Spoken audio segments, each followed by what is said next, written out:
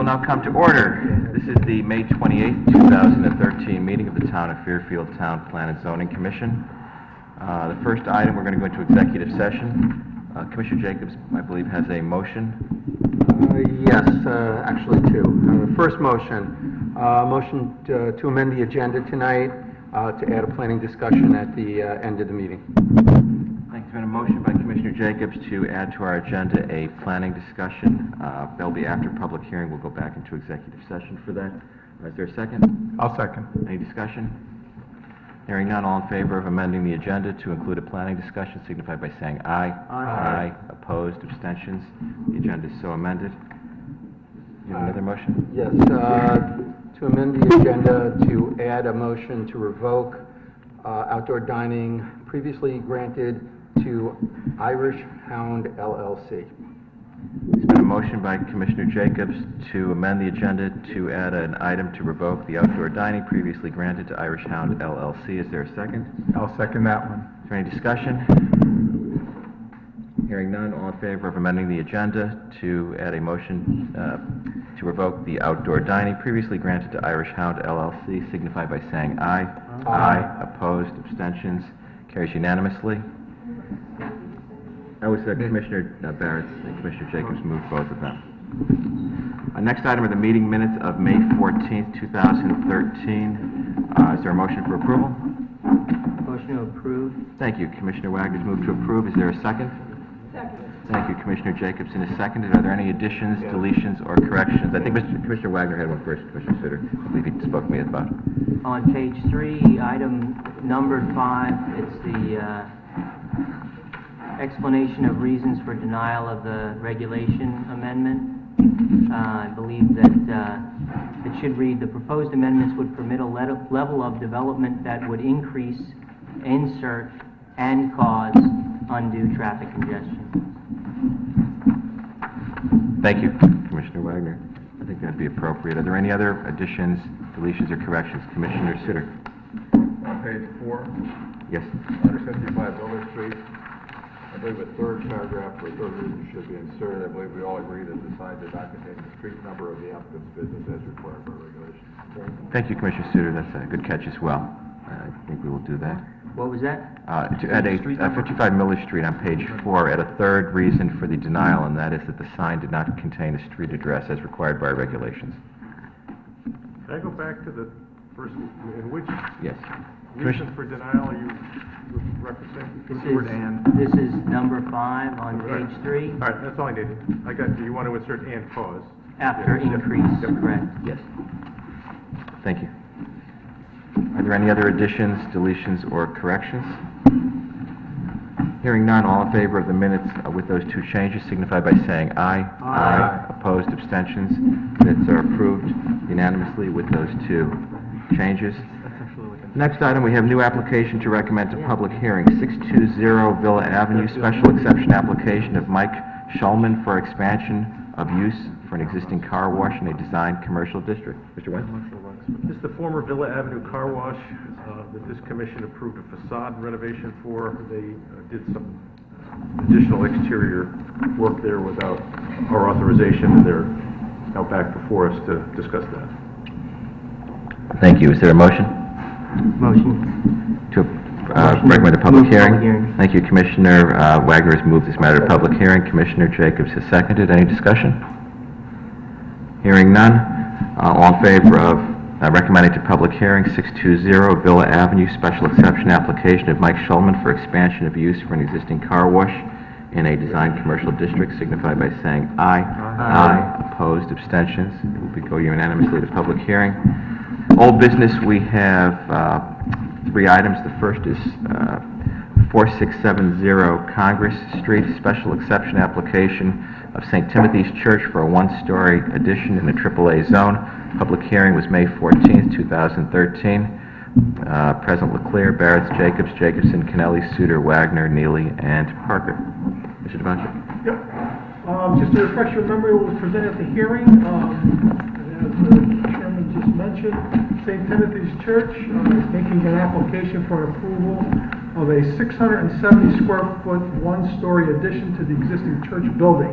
It was described during the hearing that improvements to the grounds had been being made periodically and have included refurbishment of the parking area, improvements of the playground, adding a community garden, outdoor prayer area, and connecting walking trails.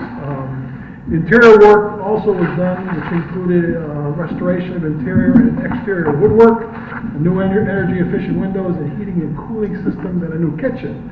What this application essentially is as described by the representatives at the hearing, is the final step in the process. The church now seeks the approval of a renovation and enlargement of the original parish hall which was built in 1968. The original hall is a single relatively small room. The proposed addition, which would include a folding partition, will allow the church to accommodate multiple uses and events as described at the hearing. That's pretty much what was presented to this commission. Thank you, Mr. Devanchik. Is there a motion on this? Motion to approve. Commissioner Kennelly has moved to approve. Commissioner Jacobs, second. Thank you. Is there any discussion?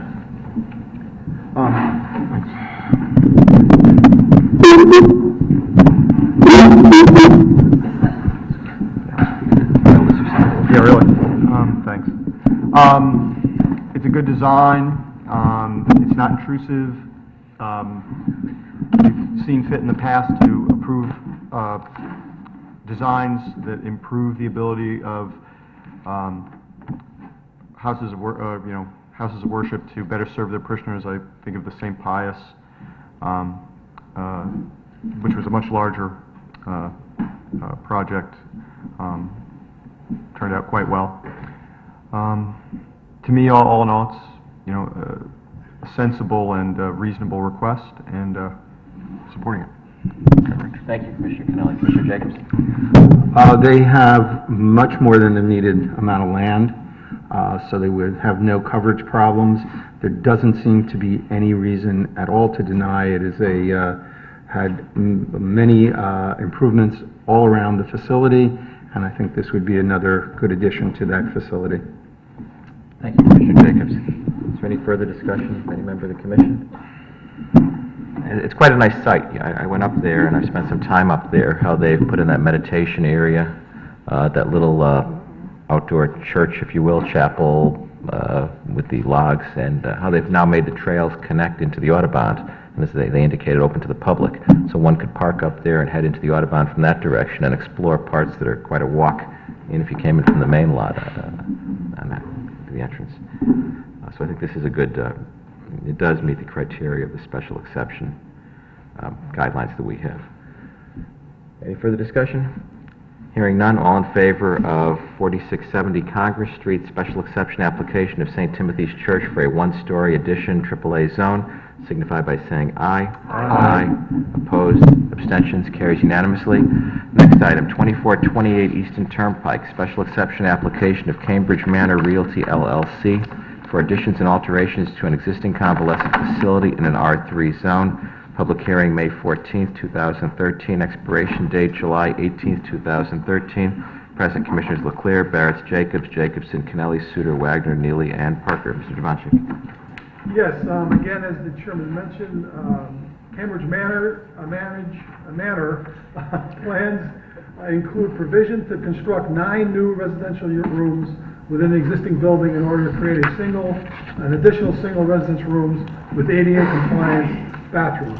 This will not increase the existing bed count, which will remain at 160 beds.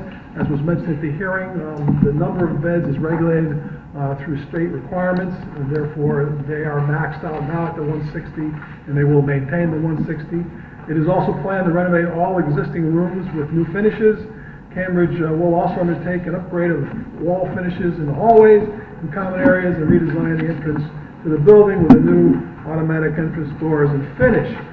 Finally, the plans called for construction of a 2-story addition as shown on the plans totaling 706 square feet, where 2 new residential rooms would be located. This component is the only addition to the footprint of the building associated with the renovation plans that were presented to the Commission.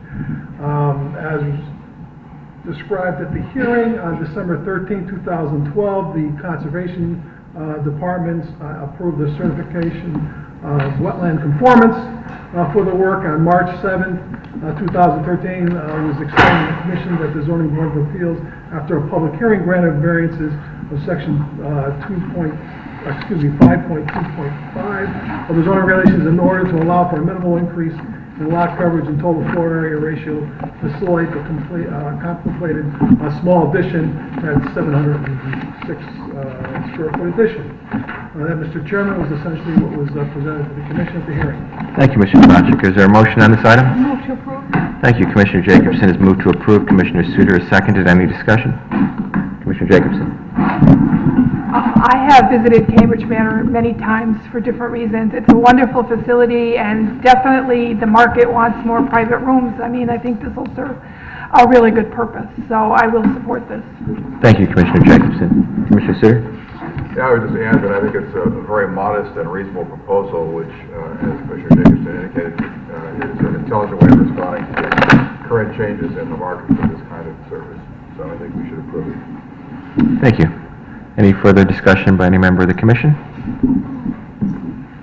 Hearing none, all in favor of 2428 Eastern Turnpike Special Exception Application of Cambridge Manor Realty LLC for additions and alterations to an existing convalescent facility in an R3 zone, signify by saying aye. Aye. Opposed, abstentions, carries unanimously. Next item, 50 Chatham Road re-subdivision application of 50 Development LLC for 3 lots in an R2 zone. Public hearing May 14th, 2013. Expiration date July 18th, 2013. Present Commissioners Leclerc, Barrett, Jacobson, Kennelly, Suter, Wagner, Mealy, and Parker. Mr. Tomacic. Again, to outline what was presented to the Commission at the hearing, the subject property is located at 50 Chatham Road. The property is 0.92 acres in size. There was a single-family house that was built in 1955 that had extensive fire damage to it. It has been removed. There is a public water and sanitary sewer in the street, which the house was served by. The property was part of a subdivision of land that was subdivided back in December 15th, 1948. It consisted of 3 lots. The particular numbers were 47, 48, and 49. The parcels were combined to build the existing house that I mentioned that was fire damaged. The property slopes west, south, and northerly toward the street. There are no wetlands or regulated areas on the property as represented to the Inland Wetland Conservation Department and confirmed. The property has been, there was a presentation outlined for the Commission that the property had been expanded or has been expanded to include additional land from the easterly neighboring lot. An additional 1,870 square feet or 0.043 acres had been added to the property. The proposal is to divide now the 0.964 acre or 42,009 square feet into 3 conforming lots. Each lot will propose a new house that will be serviced by public utilities. The zone, as you know, is an R2, which requires a minimum lot size of 14,000 square feet. And as represented on the proposed subdivision map, each proposed lot would have at least a minimum of 14,000 square feet. Because of the impervious areas, storm water retention system is proposed that was pretty extensively defined to the Commission. Now, after a public hearing held on June 26, 2012, a similar application that was made to this Commission was denied on August 14, 2012. There were 3 reasons for that denial, and I'll refresh the Commission memories of those reasons. Number 1, pursuant to Section 1.1.15 of the subdivision regulations, the applicant had not demonstrated that the property to be subdivided in such character that it can be used for 3 building lots as proposed without danger to health or public safety, and that adequate sight line had not been provided for individual driveways according to the applicant's own traffic report engineering, a town engineer. The second reason for denial of the original application was further pursuant to Section 1.1.15. It has not been demonstrated that adequate provisions for drainage had been made so as not to cause off-site impacts, both in terms of storm drainage design and the potential impacts of groundwater change due to rock excavation. And the third reason for the original denial, or the original application, was installation of a detention system over which a residence cannot be built within required lot square, violates the lot area and shape requirements of section 31.2.21 of the zoning regulations. Those three reasons for denial were a good portion of the public hearing, where the applicant had described how the current application tried, or in their opinion, addressed the concerns that were listed in those reasons, and essentially that is a finding this commission would have to make to approve this application, that in fact the revised application and description of the proposed new application does in fact alleviate the concerns the commission had, and those three reasons listed for denial. That, Mr. Chairman, was what was presented at the public hearing. Thank you, Mr. Devanchik. Is there a motion?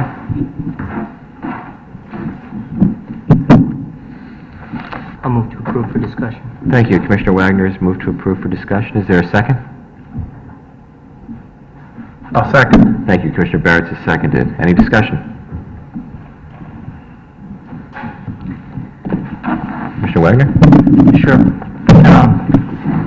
This is a difficult, I thought, we're in our administrative capacity on a subdivision.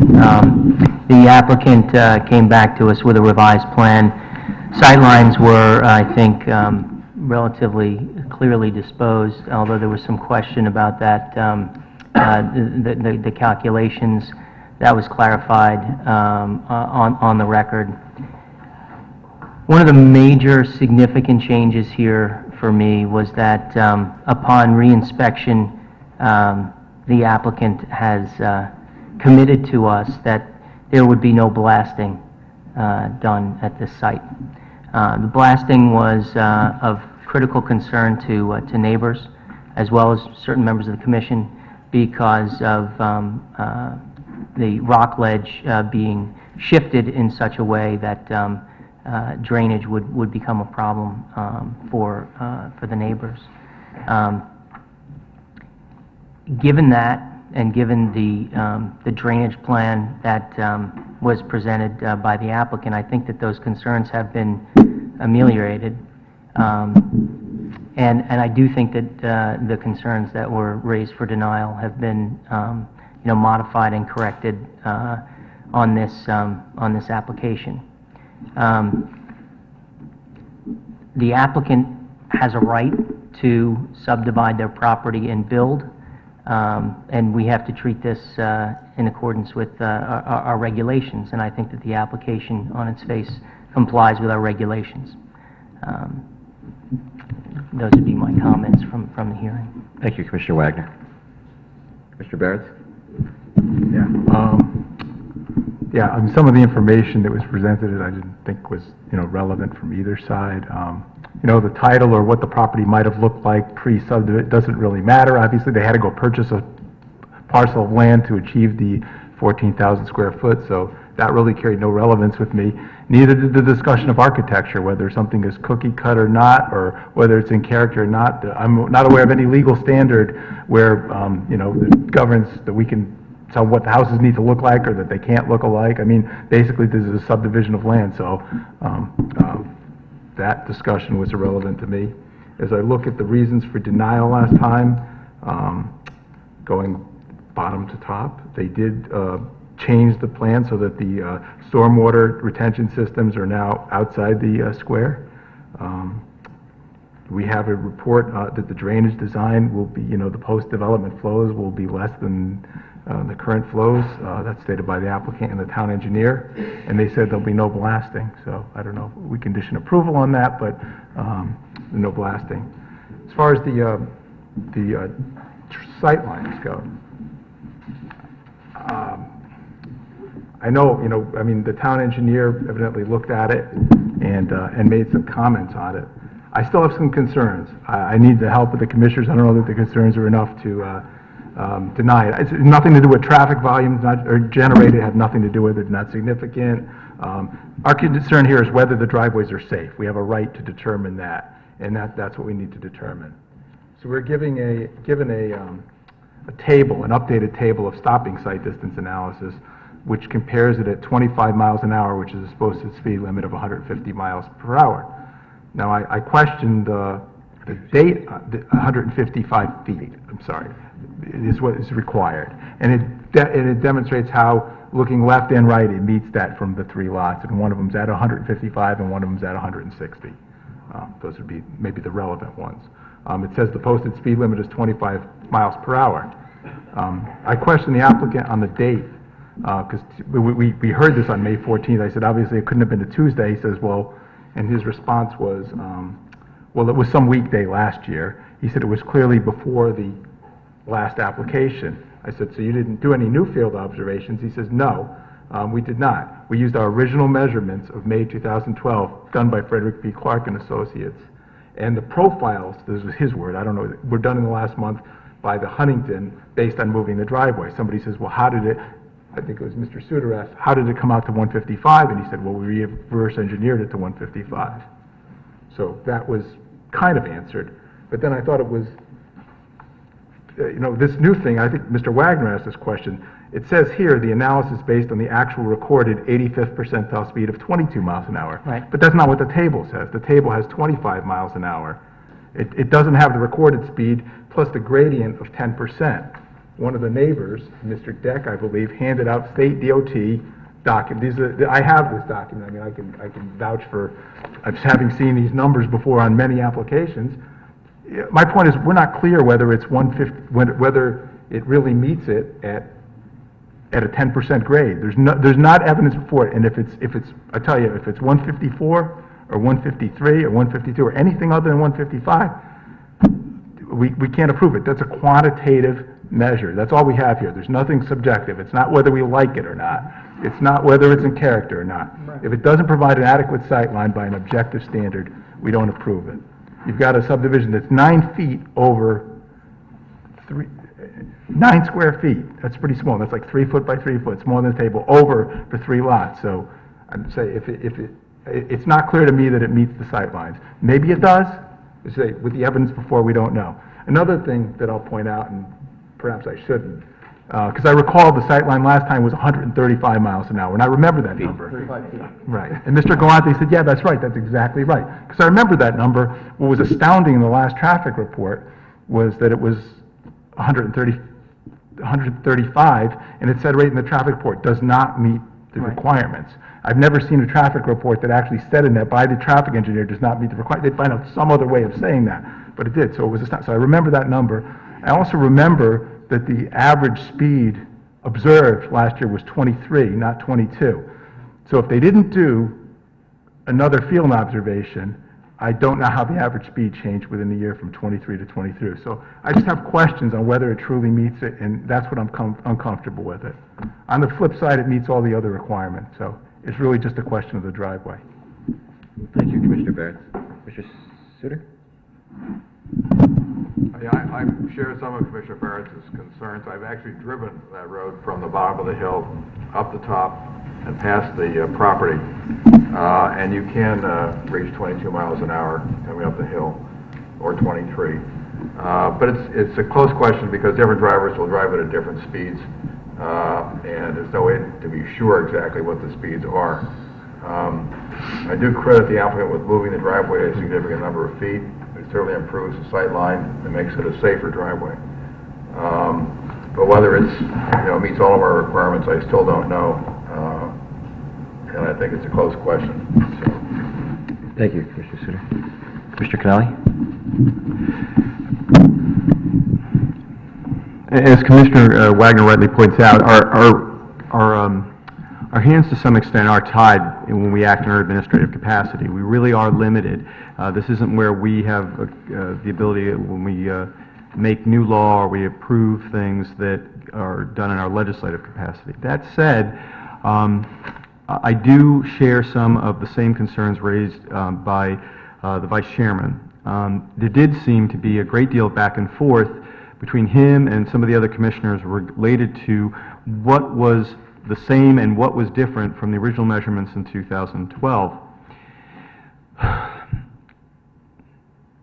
As a result, I do agree that the other elements of this have been addressed. But as a result of that, I do have concerns.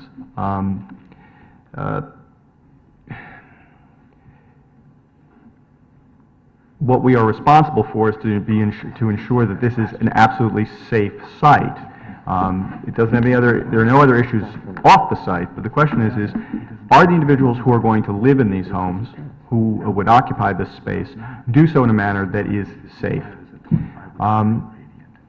And I do think that there is concern, and what would make it, absolutely clear would have been two competing traffic studies. We have had incidents not that far from this area in the Stratfield section where a traffic study was presented in opposition. And in that case, there was clear and uncontrovertible opposition evidence that this subdivision would have been unsafe for those reasons. So I'm very much on the fence. I tend to feel that I would err on the side here of safety. At the end of the day, the applicant seems to be willing to come back at us with improvements and changes. It strikes me if there is some ambiguity here regarding what is a key element, it may be in the best interest of the commission and of the community to perhaps reject this so that this is cleared up. That's my sense. Thank you, Commissioner Kennelly. Commissioner Jacobson? Oh, I'm very torn about this application. I do believe the drainage has been settled, and the safety issue is an important one now, and it's, I've driven that road many times, I've looked at the site, and I do have concerns. I am on the fence. I don't know. Thank you, Commissioner Jacobson. Any further discussion by any member of the commission? Hearing none, all in favor of 50 Chatham Road re-subdivision application of 50 Development LLC for 3 lots in an R2 zone, signify by saying aye. Opposed? Nay? Abstentions? Item fails unanimously. Next item, we go from old business to compliances. First compliance we have is 837 Post Road compliance application of Jessica Gray to establish an indoor recreation facility, cycling studio in a portion of an existing building in a designed commercial district. Mr. Wendt. Okay, this is the Bob's Plaza on the Post Road. This particular tenant space was formerly occupied by Kids Haircutting Store. What this applicant looks to do is put in a cycling studio, or spinning, for those of you that are in the spinning lingo. It's about 2,000 square feet. This site has had and continues to have some indoor recreation. There used to be a My Gym in a portion of this building, and there's a martial arts facility within the building presently, and based on our observation, it doesn't seem to pose any parking problem for this center that has an over 300 space parking lot. Thank you, Mr. Wendt. Is there a motion on this item? Motion to approve. Thank you. Commissioner Wagner has moved to approve. Is there a second? Second. Commissioner Jacobson has seconded. Any discussion? Hearing none, all in favor of compliance application of 837 Post Road, Jessica Gray to establish an indoor recreation facility, cycling studio in a portion of an existing building in a designed commercial district, signify by saying aye. Aye. Opposed, abstentions, carries unanimously. Next item, 1423 Post Road, compliance application of Finn Restaurant to expand the outdoor dining patio in a center design district. Mr. Wendt. Okay, you may be familiar with Finn. They have an existing 200 square foot patio that's got a kind of an accordion door enclosure. They are seeking to expand that by an additional 120 feet in the alleyway between it and the Fidelity building adjacent to it. They recently got a variance from the Zoning Board of Appeals for that additional 120 square feet, and there is a site plan sketch in your packet that shows that they're extending into that gap 6 feet, leaving a 6-foot space Here, it should be here. between it and the adjacent building. Thank you, Mr. Went. Is there a motion on this? Motion. Commissioner Kennelly has moved to approve. Is there a second? Any sec- I'll second it. Commissioner Wagner seconded it. Any discussion? Maybe before we have discussion, I just had a question to staff. The existing area where they have put those metal doors up, or those partitions up, that is still seasonal outdoor dining, is that correct? Correct. So it's only from our April 1st to October 1st date, I guess, we're using. Right. Thank you. Commissioner Suter, you had a question, a comment? You know, I happen to be, as it turns out, very familiar with this particular location, having had an office The mic's not picking up. Commissioner Suter had an office in the building across the walkway for about 2 years, and I had to use that entrance there. The building across the way only has one elevator, and it's inside the door, directly opposite the proposed patio. As some commissioners may recall, Finn started out with this outdoor dining by asking permission to have a winter waiting room outside of the regular restaurant. And we approved it as a winter waiting room with no chairs and no tables. Excuse me, chairs but no tables, and only during the winter time. Somehow over time that morphed into an outdoor dining patio, which went on for some time, and then at some point suddenly appeared an additional patio outside of that. So they had 2 dining patios, and the second one was, of course, illegal. So when that was brought to the attention of commission staff, they managed to rein that in. However, the applicant is now back here with a formal proposal to add what really is an additional outdoor dining patio on top of the existing one, which may or may not have been approved itself. So I feel that the applicant has been sort of evading our regulations over a period of time. And also, the other problem is that the space between the 2 buildings is very narrow, and if we approve the additional patio, we'll leave only 6 feet between the patio and the entrance to the only elevator in the building across the way, which would affect any kind of deliveries, whether it's freight or by hand truck. Would affect people in wheelchairs. It would affect large groups of people trying to get in the building. I just think it impacts on the welfare of the people in the building at 1261 Post Road. So I'm inclined to vote against this particular proposal. Thank you, Commissioner Suter. Any further discussion by any member of the Commission?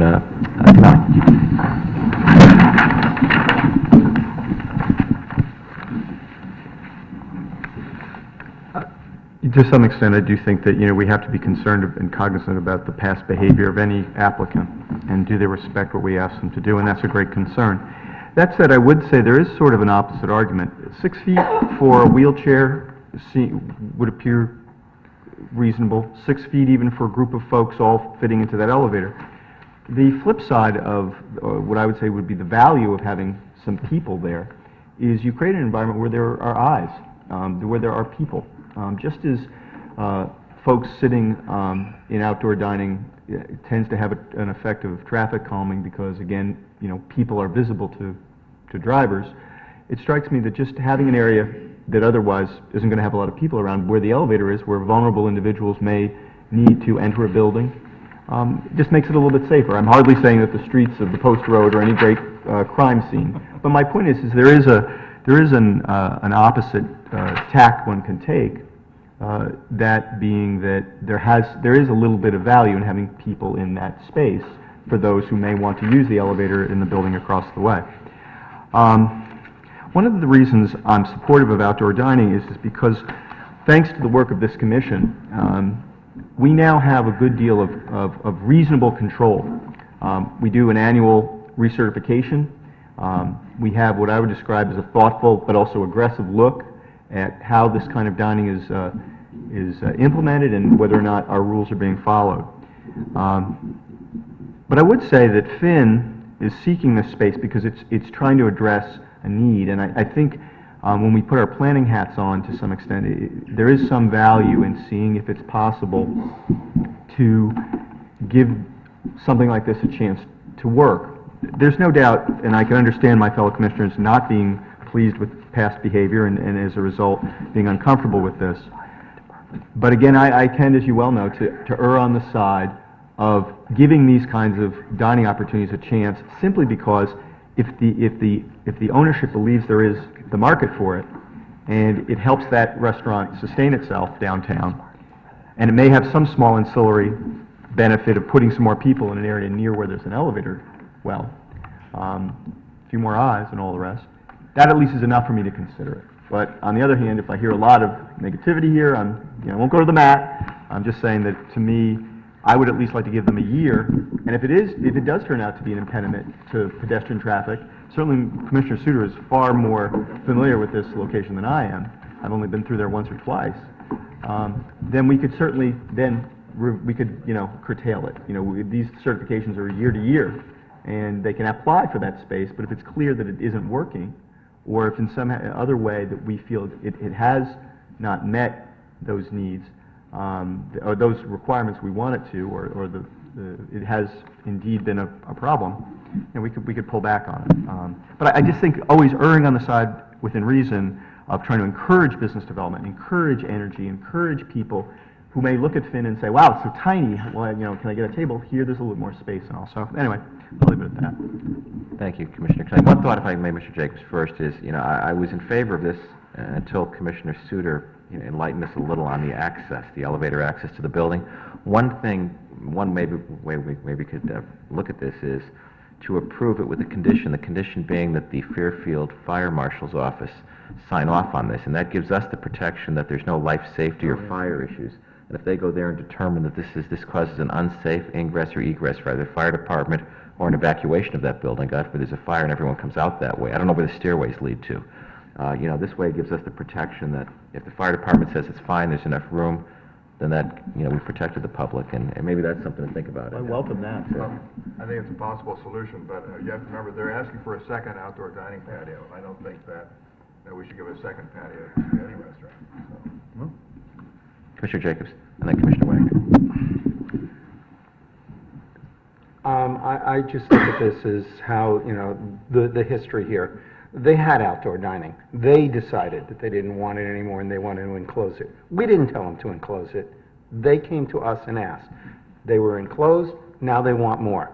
It's creep. We have this going on everywhere. It's creep. They get a little, they want more. They get a little, they want more. At least they're asking. Sometimes restaurants don't ask and just take it. But I would not be in favor of this because they had outdoor dining and they decided, not us, they decided to enclose it. Commissioner Wagner? Yeah, I have two questions. So the first is there some ratio or limit between the amount of approved restaurant floor space or patron area vis-a-vis the outdoor dining area that is approved? There is, and it's in our regulations section. Well, there's a requirement for parking, but we don't have a ratio limit of outdoor space, indoor space, if that is how I understand your question. Right, that is my question. I mean, at some point, it may be the case that the outdoor dining sort of overtakes the regular patron area. I mean, this is a relatively small restaurant. I understand the need or the desire for additional space. But I'm wondering if perhaps we ought to think about maybe designing a ratio into our regulations for outdoor dining, as one lens through which to look at the advisability of the amount of outdoor dining that we're granting to some restaurants. The other question I had has to do with the way that they've designed the patio here, which is with low screening and no openings. And so the typical outdoor dining area, a patio, is exposed, it's open, people sort of, ingress, egress, whatever. The safety issue here is, I think, a little concerning to me. I don't know if it is a safety issue, to the extent that now people in the restaurant, in the existing patio, which is now enclosed, and in the proposed patio, which is to be enclosed with no openings, will require all of the people in this establishment to exit through the one existing entrance on the presently screened area. And I don't know what that means. You know, it's not everybody who dines in a restaurant is able to scale a 3-foot wall if they have to, if there's an emergency or something. Is the enclosure appropriate? I don't know the answer to that question. Commissioner Kennelly? I'm sorry. Staff. You have 120 square feet, and you have, which is then going to go, if people are exiting, would go through an existing 200 square foot patio. What are we talking about in terms of what are proposed, you know, for tables or something like this? How many patrons can really are allowed even in that space based on our floor? Like, how many? Typically, I mean, it's for our 12 by 10. Our ratio is 1 parking space for every 40 square feet. Assuming they're tables, the fire marshal's ratio is typically 1 person for every 15 square feet. So about 8 people in the new proposed space, and maybe 17. So about 25 people potentially who would have to go through that. Well, But I'm saying, no, I'm saying that's. I understand you're trying to do no, the math, but right. have you been in there when there are tables? No, but in I there? agree. My point is that it's Yeah. already close, so I'm agreeing with you. Yeah, I'm but- agreeing with you. but- The point is I'm trying to get a feel Yeah. for, let's say there's a fire or something like that, and people start to panic and stuff, Right. and what it's like to get out of it. Precisely, and that's the question I'm Right. raising. Now, I never went in there and counted chairs, but Yeah, right, but you I can't happen, propose it, yeah. I happen to be a patron of this restaurant from time to time, and during the summer season, you know, I think in the existing patio in this enclosed area, you know, I would venture to guess that there are more than 16, 18, 20 or more chairs with tables in that area, you know? So I just don't know. Maybe it would be helpful to accommodate some of these other concerns if this proposed patio was not enclosed, i.e. it says no openings. I know there's an issue, though, we've had this before, I think, with the liquor licenses for businesses. If they have a liquor license, I recall that coming up once, there was some testimony Oh, I that see, you right. couldn't have people, remember, this came up when we did the old Borders. That's right. We had them eliminate the railings, and they told us that would be appropriate because they don't serve liquor at Starbucks, so people could come in from the street. I see. But other ones, I think, I'm trying to look at the ones we have like at Avellino's or Wild Rice or the Old Tommy's downtown, and I don't know that we have openings. I'm trying to remember visually. We walk by them all the time. I know there's an issue with the licenses, I know. Well, this is another issue that goes to your point, Mr. Chairman, about the possibility of having the fire marshal come in here and look at this. Let me be clear. I'm not going to the mat on this. You know, my thing with this is always just, it's not so much they're taking it, it's that they're trying to grow the business into an area that I generally think when you have people on the street, it makes the street more interesting. It increases kind of the vibrancy and the interest of the community. That's what I'm always pushing towards. Less clean 70s look, more messy, interesting Hoboken look. Right. What I think, though, is that these are two very valid points raised by Commissioner Suter and by Commissioner Wagner. And so I would say that we definitely, any approval would have to be conditioned on getting a letter from the fire marshal to address these two issues. One being the issue related to the 6-foot opening that is raised by Commissioner Suter, outstanding issue, and secondly by Commissioner Wagner, which I was trying to do the numbers. As usual, I'm nothing compared to Commissioner Barrett's when it comes to that. But it does seem to me that if we had I think the only way we can approve this would be with a condition that indeed we'd have to pose these two questions to the fire marshal and see what they come back with. Commissioner Suter? I think that going to the fire marshal and getting his view of this is a valid way of approaching it. But I'm still troubled by the request basically for a second patio. If there is any guidance in our regulations regarding ratio of floor area of patio to regular dining, I mean, we can consider that. Yeah, it's not, it's just the parking ratios. I think it's 150, I was looking at the regs. For the first 150 outdoor spaces, you don't need to have any more parking spaces. But perhaps the best way to handle it is simply to continue it to our next session while we collect additional information and the commission members have more time to think about this. Commissioner Wagner? Thanks. I have one point of distinction to the other establishments that have been raised here. To my recollection, all of those have openings on those enclosed areas. When you go up to Wild Rice, you can walk directly into their enclosed area for outdoor, Did you? okay? Or you can walk into the restaurant.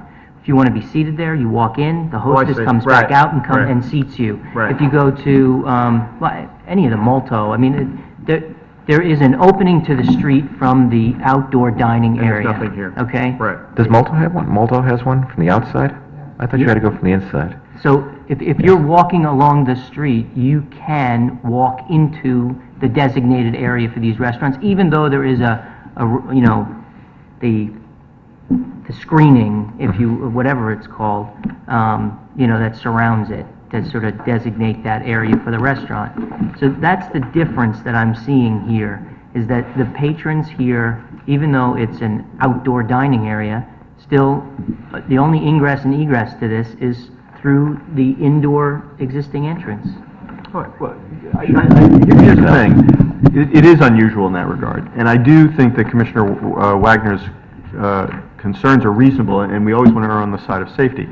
What it strikes me is we should do what Commissioner Suter is suggesting. Perhaps we need to have staff direct the applicant to seek this kind of a clarification for us on those 2 points, and come back with, I don't know if we can do that, but... Sure, we can seems continue wise. this, and in the interim, request the staff contact the fire department with our questions. Because we need to know whether that Report back to us. 6 foot is a threat. We need to know whether or not this kind of a setup is one that is, again, a threat, because it doesn't offer what has been described by Commissioner Wagner. One thing I am concerned about, and I want to just, I don't think we have the time, and we shouldn't do it here, but maybe we can in our next discussion, is, this idea of, what is appropriate in terms of 1 patio or 2, et cetera. I do think that if, maybe we do need some sort of guidelines in the long run, because my sense is as long as it's appropriate and safe, whether it's 1 patio or 2, that's not that much of a concern for myself, but maybe there's a reason to address that. But I don't, for whatever reason, that 1 or 2 doesn't seem to, at least for me, doesn't impact my up or down on it. Yeah, I would agree with Mr. Kennelly. I think Much the more. way we've approached outdoor dining has been the applicant has been very, very positive. It's generated a lot of it. It's been positive for the town, and it's given us a lot of flexibility. And maybe we don't have ratios. I mean, theoretically, you could have a small indoor patron space and a larger outdoor dining space. There's nothing to really prevent that. In this case, I heard some concerns about this application from Mr. Suter, Mr. Wagner, Mr. Jacobs, and I think the idea to gather more information, it makes sense. If we were going to vote for it tonight, it would, I think it would be beneficial to the applicant maybe to try to gather more information, and we can make a more informed decision. So Well, can I ask a support question? that. Commissioner Mr. Connelly? Chairman, so, just to clarify, because I think I originally moved to approve, is this something where staff does this, or the applicant does this? I'm not clear. I think that maybe the best way to do it is someone move to postpone this to our next meeting. When a vote is taken, if it is postponed in the interim, I would instruct staff to ask the fire marshal's office to take a review of this proposal and opine for our next meeting as to whether there's any fire or life safety codes that are violated, and whether, in their opinion, as professionals, they feel that this creates an unsafe or hazardous condition, either at the Finn building, I don't remember I guess that's 1243 Post Road, or the building to the west of it. Well, in the name of moving things along, as I'm always so concerned about, Mr. Chairman, I will move that we postpone this with that very instruction to staff. Been a motion to postpone, Commissioner Suter? Just before we vote, I'd just like to urge all the commission members to visit the site. Yes, between now and then. absolutely. And is there a second? To visit. On the motion to postpone, Commissioner Jacobs has seconded. On the motion to postpone, is there any discussion? Hearing none, all in favor signify by saying aye. Aye. Opposed, abstentions, item is postponed to our next meeting, with the staff directed to contact the fire department with those 2 lines of inquiry. Next item, 3695 Post Road.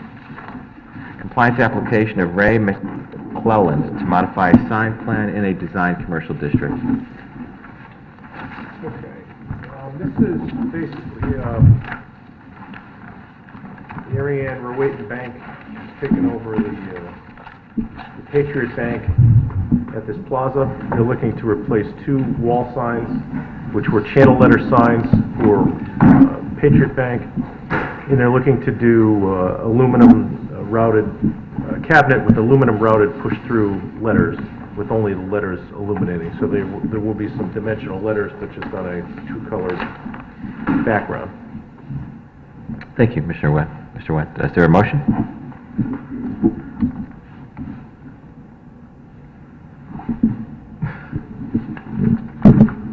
Going once. We have move to approve it? Commissioner Barron has moved to approve. Is there a second? I'll second, just do it for discussion. Commissioner Kennelly seconded. Any discussion? I myself find it ironic that they're asking for us to modify a sign plan while they have an illegal sign, a large illegal sign sitting out by the street, which I've instructed the staff to remove. And I'm tempted to vote no, just because I'm sick and tired of the complaints I get constantly from people about the A-frame and the illegal signs everywhere. And there was one out there all weekend, again, another A-frame sign in front of it. But Mr. Went will be going out there and removing that. For the as bank well. or for a different time? It's for the, is it a soccer store in the back? Yeah, I think it's soccer rugby place. the place in the back, I believe. So the staff will be going out there and then beginning our spring cleanup once again. That being said, it is not the bank sign. Commissioner Jacobs. Question for staff, if there's anything in our regulations that they're not meeting on this sign. Well, I'm just writing down the sign for a second here. As far as size and letter illumination, no. There is a little bit of a mixed bag within this complex. There are 3 different buildings. Patriot had channel letter signs, the restaurant has channel letter signs, but the building in the back has wooden plaques with flat, letters on them. So it's not uniform amongst the 3 buildings. I don't know that this makes that any less uniform or not, but that's potentially something that, if you're not inclined to approve it, could hang your head up and require them to do a channel. If they had come in to replace, put 2 channel letter signs up, we would have issued the permit on the agenda. Commissioner Barrett? And the channel letter sign, they say, is impractical because they have to change their logo. That was their stated reason for why having it, because a channel letter sign would at least be, somewhat consistent. Mm-hmm. They want this different sign because they don't want to have to difficulty in changing their logo. I didn't get that. That's what the letter What says. they're saying. So, I mean, I'm not sure any of us follow that. I don't know that I follow that either. Would channel letters be practical here? Would it be Well, more? again, I guess they're anticipating within the next 18 months that the logo's going to change. Yeah. I don't see a logo on this sign, so I don't Yeah. know why that makes a difference. But I don't either. Maybe they're going to change their name, who knows? It's possible.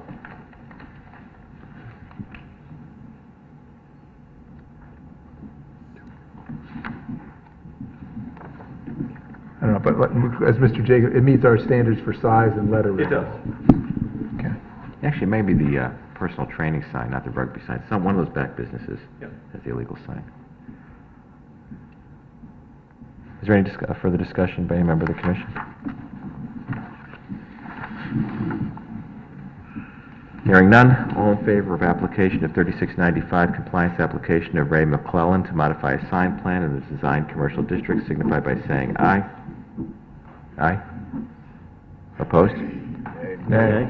Abstentions? Item fails. Next item, 85 Mill Plain Road, compliance application of 85 Pond Mill LLC for a farmer's market in a design industrial district. This is a Fairpreen. Mr. Wentz. Okay. The owners of the Stand Juice Bar are interested in doing a seasonal outdoor market to kind of supplement their business. While retail uses are not permitted in this district, what they are espousing that this is really an extension of their food service use. They're organic Juice Bar and some of their vendors that they buy materials from are some of the vendors that are lined up to do this. They're looking to do it on Tuesdays from 12 to 4. Motion to approve? Thank you. Commissioner Kennelly's moved to approve. Is there a second? Commissioner Jacobson is seconded. Any discussion? Commissioner Kennelly. Yeah. I like this idea. It's only one day. It's in the summer. It's noon to 4.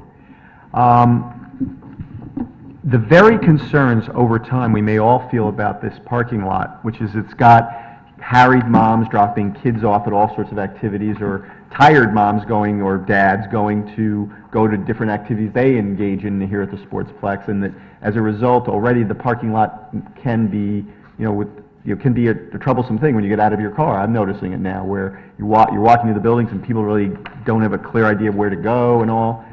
That has to be a concern. There's no doubt about it. But I like the idea of, and again, there's two ways to go here. You can do all you can to keep people away from vehicles, or you can view the idea like they do in the heart of New York City, where in Herald Square people are sitting at tables with, interstate, basically, huge amounts of New York City traffic moving all around them. Okay? And what does it create? It creates it creates calm spaces. It creates spaces that people begin to think about because they're out of their car and doing something other than trying to dodge other cars. Whether they're eating, in this case, where they're going to purchase some produce that's kind of an extension of the store. They like the juices, they want to get the underlying raw vegetables or fruits or whatever that are provided by the same organic growers. So in other words, my hope is this would actually sort of, in a small way, add again to safety, because the very people who frequent this Sportsplex, who may, by and large, only get in and out of their cars, now they're going to be walking over there. This is an area right up against the building and all, so it's not particularly in harm's way. Here. Right here. Right here. Right there. That's the building. Okay, so there's, okay, well, it's right nearby. I'm saying it's not out in an island. But my point is just that I like the idea of trying to get people to get into spaces where cars are, when it's clearly marked, and it's one that's going to begin to make people think differently about that space. So that's why I think this could be an interesting use of that space. It is a very, very narrow period of time. It's just 4 hours once a week to try it. If there are concerns, if it isn't working, it's, again, a very, very tiny slice of time compared to the rest of the other 6 days and 20 hours that the facilities have, available to the public for various reasons, or to the ownership for various reasons. So anyway, that's my take on it. I think it's an interesting idea. I think we have to do what we can to try to create patrons, and that's one of the things about this place. There's nothing outside again, and I don't think that's a good thing. I think safety is increased as people have a reason to be on the street, and cars don't own, or in a space, and cars don't own that space psychically. So that's my take. Mr. Wayne, if you could tell me that the argument again as to why this is permitted in this zone. I guess the same reason we've allowed one downtown as well in a center design district. And we Center allow design one district in is a neighborhood little different, and design retail agreement. stores are permitted if you're considering this to be retail use. The stand is there as a food service establishment, so the question then becomes, is farmer's market an extension of that food service establishment, or is it, in your view, a standalone retail use? If it's an extension of the existing food service establishment, then you could consider that a permitted use. If you think it's a standalone retail use, then you could say it's technically Oh, not I see. permitted. You're talking standalone versus an extension of. Right.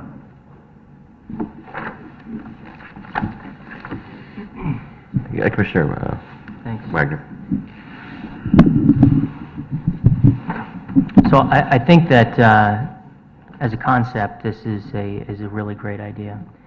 The parking lot here is a nightmare, although I do believe that there are times when it is not heavily trafficked.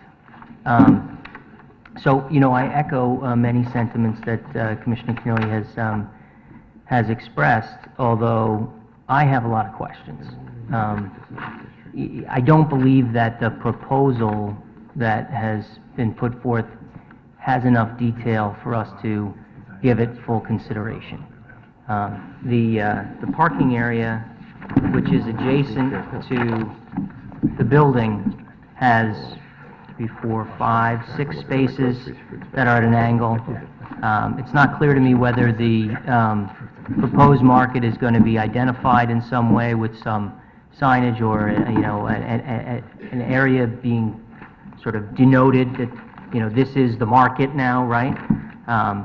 Is there going to be a cash register on this location, or are people going to be carrying their goods from the 11 spaces that are marked across to the stand to pay inside? Are you going to have people that are going to be walking back and forth across the, this parking lot with groceries? That's not clear to me. I just think that there needs to be a little bit more detail here about how they're actually going to function the market in order for us to consider whether this is a safe proposition. I do support the concept wholeheartedly. I mean, who wouldn't be in favor of another farmer's market to bring fresh produce in from Connecticut farmers, into town? But if we look at it from the standpoint of it being an extension of the food service of the stand, how does that work in practice? And will it be safe?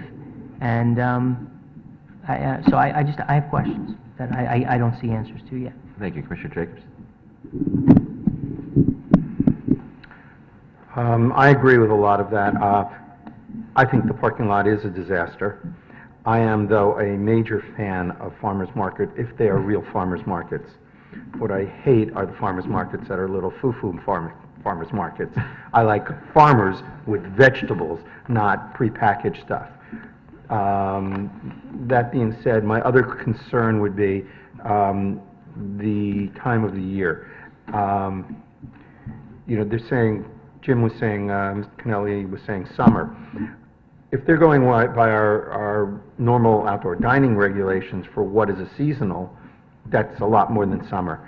And I would worry that in September, when school starts again, this place would start to get busy again. I would think in the before then. May I interrupt you? Yes. Because I think it's actually the opposite, because on a Tuesday afternoon in the summer, it's more likely that there's going to be more activity in this parking lot, the Sportsplex, as opposed to during the school year, during a Tuesday afternoon when all the kids are going to be in school. Well, I would think they get out at around 2:30, 3 o'clock, and they're all going to go directly there. Oh, maybe so. But, questions unanswered. I don't know. Yes. And that's something we can do as a condition once we approve that. I'd suggest it be a 1 year. We have defined number of months that we approve this, and then we have them come back for an annual renewal just to protect that problem from occurring. Commissioner Barrett. Yeah, I'm sorry. I don't see yet that this is a permitted use, Mr. Chairman. That's what I'm struggling with now is, we've allowed, and I'm a fan of these, whether foo-foo or not, Mr. Chair. I don't know how, I don't really make those distinctions, but I'm a fan of farmers markets as well. That word's not in our regulations anywhere. We allow them in the center design and the commercial districts because they're a retail use, I believe. We allow them in a neighborhood design district, I thought, because it retail uses, and then it enumerates it, and it actually says fruits, vegetables are actually permitted uses. To say this is a permitted use in an industrial zone, the only place I can see it is be an extension of restaurant or food service.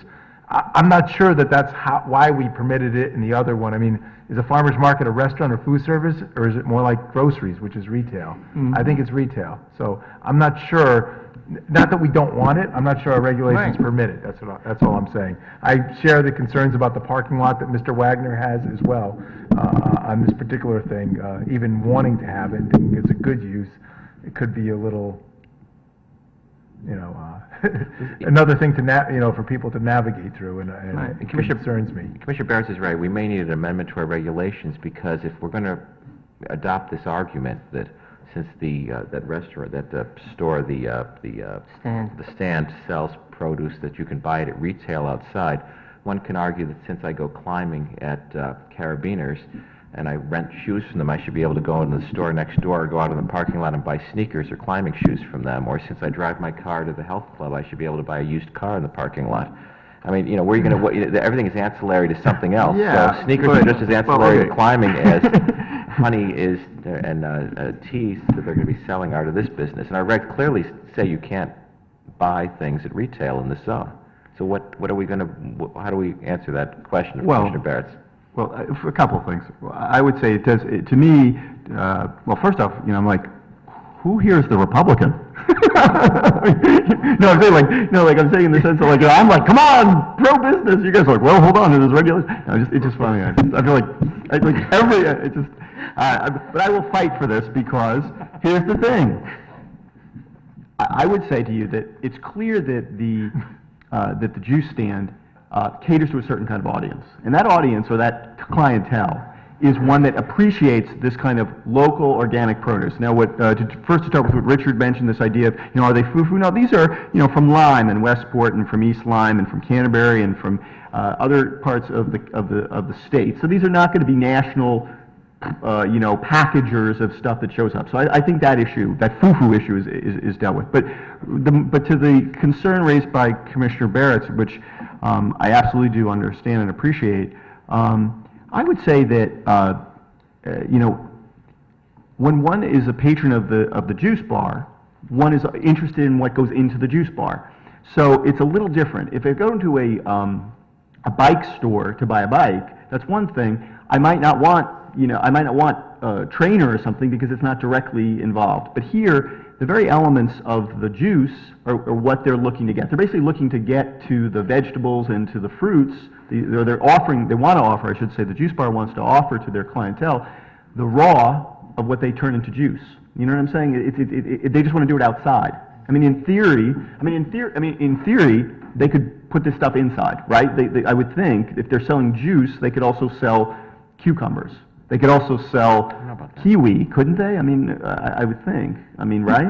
Not primarily retail, no. That's not No, you allowed couldn't to. retail. You could not sell those kinds of products. You can sell juice. Well, Not in a design industrial. If you look closely at our regs, we allow specifically in a design commercial zone. If I jump into the Right. regs, and I was looking at what Commissioner Barrett was talking about.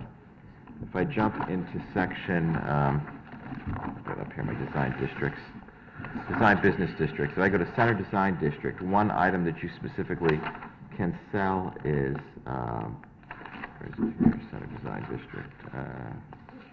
Let me find it here for a second, give me 1 second. 12.3.25, stores and structures where goods are sold or services rendered primarily at retail. So you've got goods at retail. You go into your neighborhood design district, and you specifically can buy retail uses limited to antiques, art supplies, books, I'll jump down, flowers, groceries, fruits, vegetables, meats, sandwiches. While design industrial doesn't have that language. so in other words, a retail product would be a cup of juice. No. No, I mean, I'm sorry. No, what would that? That's a food service. Food service. The point of distinction, for the record, is prepared foods as opposed to packaged foods, okay? The Stand Juice Company makes the juice you're talking about, right? Okay? The difference would be a retail vending of ingredients and packaged foods and the like. It's the difference between prepared foods, i.e. food service, and food sold at retail. Okay. All right. Well, I'm going to support it. I mean, am I wrong or am I right? Mr. Wendt, I think Mr. Wendt has a comment on that. Make this analogy. If you went there, they probably have all the ingredients to make you a salad, and you could buy a salad as a food service. But you probably shouldn't be buying a head of lettuce and a bag of carrots to go home and make your own salad. That is the distinction between a food service and retail. And the point is that, you know, yeah, sure, there are certain prepared food establishments that have certain little packaged goods here and there. I mean, if you go into Carabiners, can you buy a T-shirt? Yes, you can buy a T-shirt. But they do not primarily operate a retail establishment. And I think that's the point of distinction, right? So if this food service operation suddenly had shelves of goods and was primarily a retail establishment selling packaged goods, then it would not be a permitted use. The fact is, it is a food service establishment at which it sells prepared foods. And this here, Commissioner Barrett's point, would be retail sales of food, of goods. Commissioner Jacobson, and then Mr. Devanshi. I love farmers markets. I do think this would set a precedent that might cause some difficulties in the future. I also have a lot of safety concerns, so at this point, without further information, I can't support this. Mr. Devanshi. The only comment I would make on a similar discussion that we've had in other instances where we've had uses that are permitted in the zone and then a use that in and of itself would not be, but was determined to be accessory, is you've actually, in some instances, asked for business plans to describe the percent of use. I don't know if this helps or hurts this application, but I think the bottom line is, it's very important for you to make a decision on whether or not this is a retail use or not. Because again, kind of what Ms. Jacobs just said, you don't want to create a slippery slope where, Farmers markets will be breaking out all over town? well, no. I'm sorry. That you may want Retail to will be amend your active. regulations to permit farmers markets in industrial zones. Yeah, Or, I don't think it's a lab as a dramatic, right? specific use, as sure you opposed to undermining, because what you're really doing is you're undermining what the permitted uses or the intent of the zone is. Now, whether or not you want, the bottom line is industrial use has been established there and you maintained it there. What you don't want to do in any zone is undermine the integrity of the zone, and that's really what it comes down to. So you got to feel comfortable that it is in fact an accessory to the use that's permitted in the zone. And that's the problem, Mr. Cannelli. I'm the commissioner that lives closest, and I would support this. Right. And I'd be the first guy to take my bike with the basket that Richard makes fun of and pedal down my block and go to a market like this and pick up, some of the things that are kind of intriguing. But the problem is, it's a slippery slope that we've got to be very, very careful of. And maybe, that Mr. Devanchik has a good idea. If this is a minor percentage of the business, perhaps we have more of that plan that might help us here. Commissioner Suter. I just thought of another angle, which is that not all industrial zones are equal. As we have noted in previous hearings, or has been made clear to us, some of them, perhaps the majority of them, need to be remediated, which means that there are chemical contaminants and other things that are harmful to food sources around. So that's something else to bear in mind, besides the retail issue. Commissioner Barrett? And Commissioner Wagner. Yeah, I'm sorry, Mr. Wagner was ahead of me. Oh, well, you can go. You can go. I'll just be quick. I just want to say to Mr. Cannelli, whenever I see anything there's food and there's outdoors, I look to you.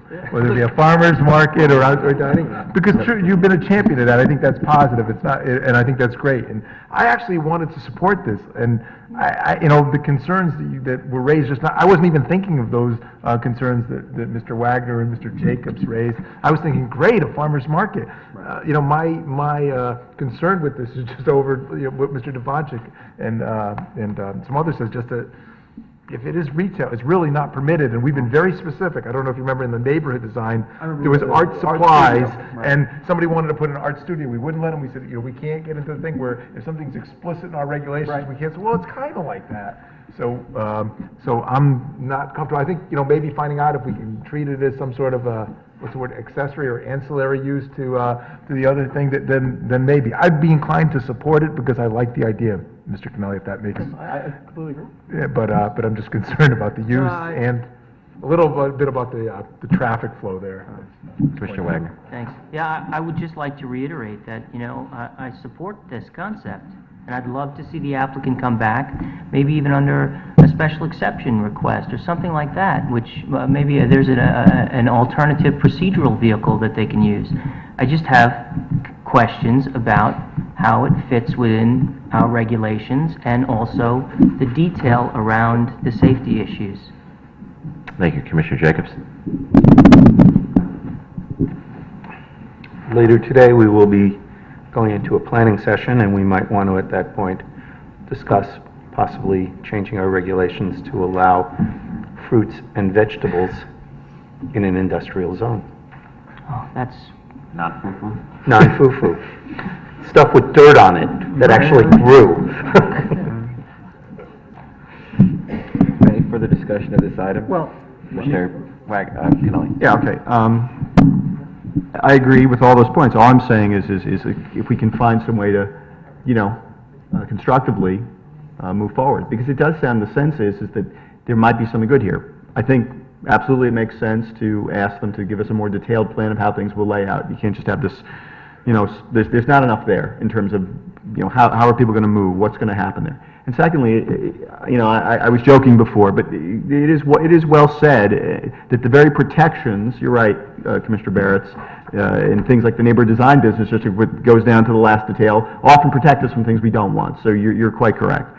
But what I would hope we could get out of this is not simply just a flat denial, but some way of just being able to address this either in the upcoming planning session or, in some sort of rejection that includes some direction to the applicant, because it does seem like it would be, I think, a valuable addition to the area. Thank you, Commissioner Kennelly.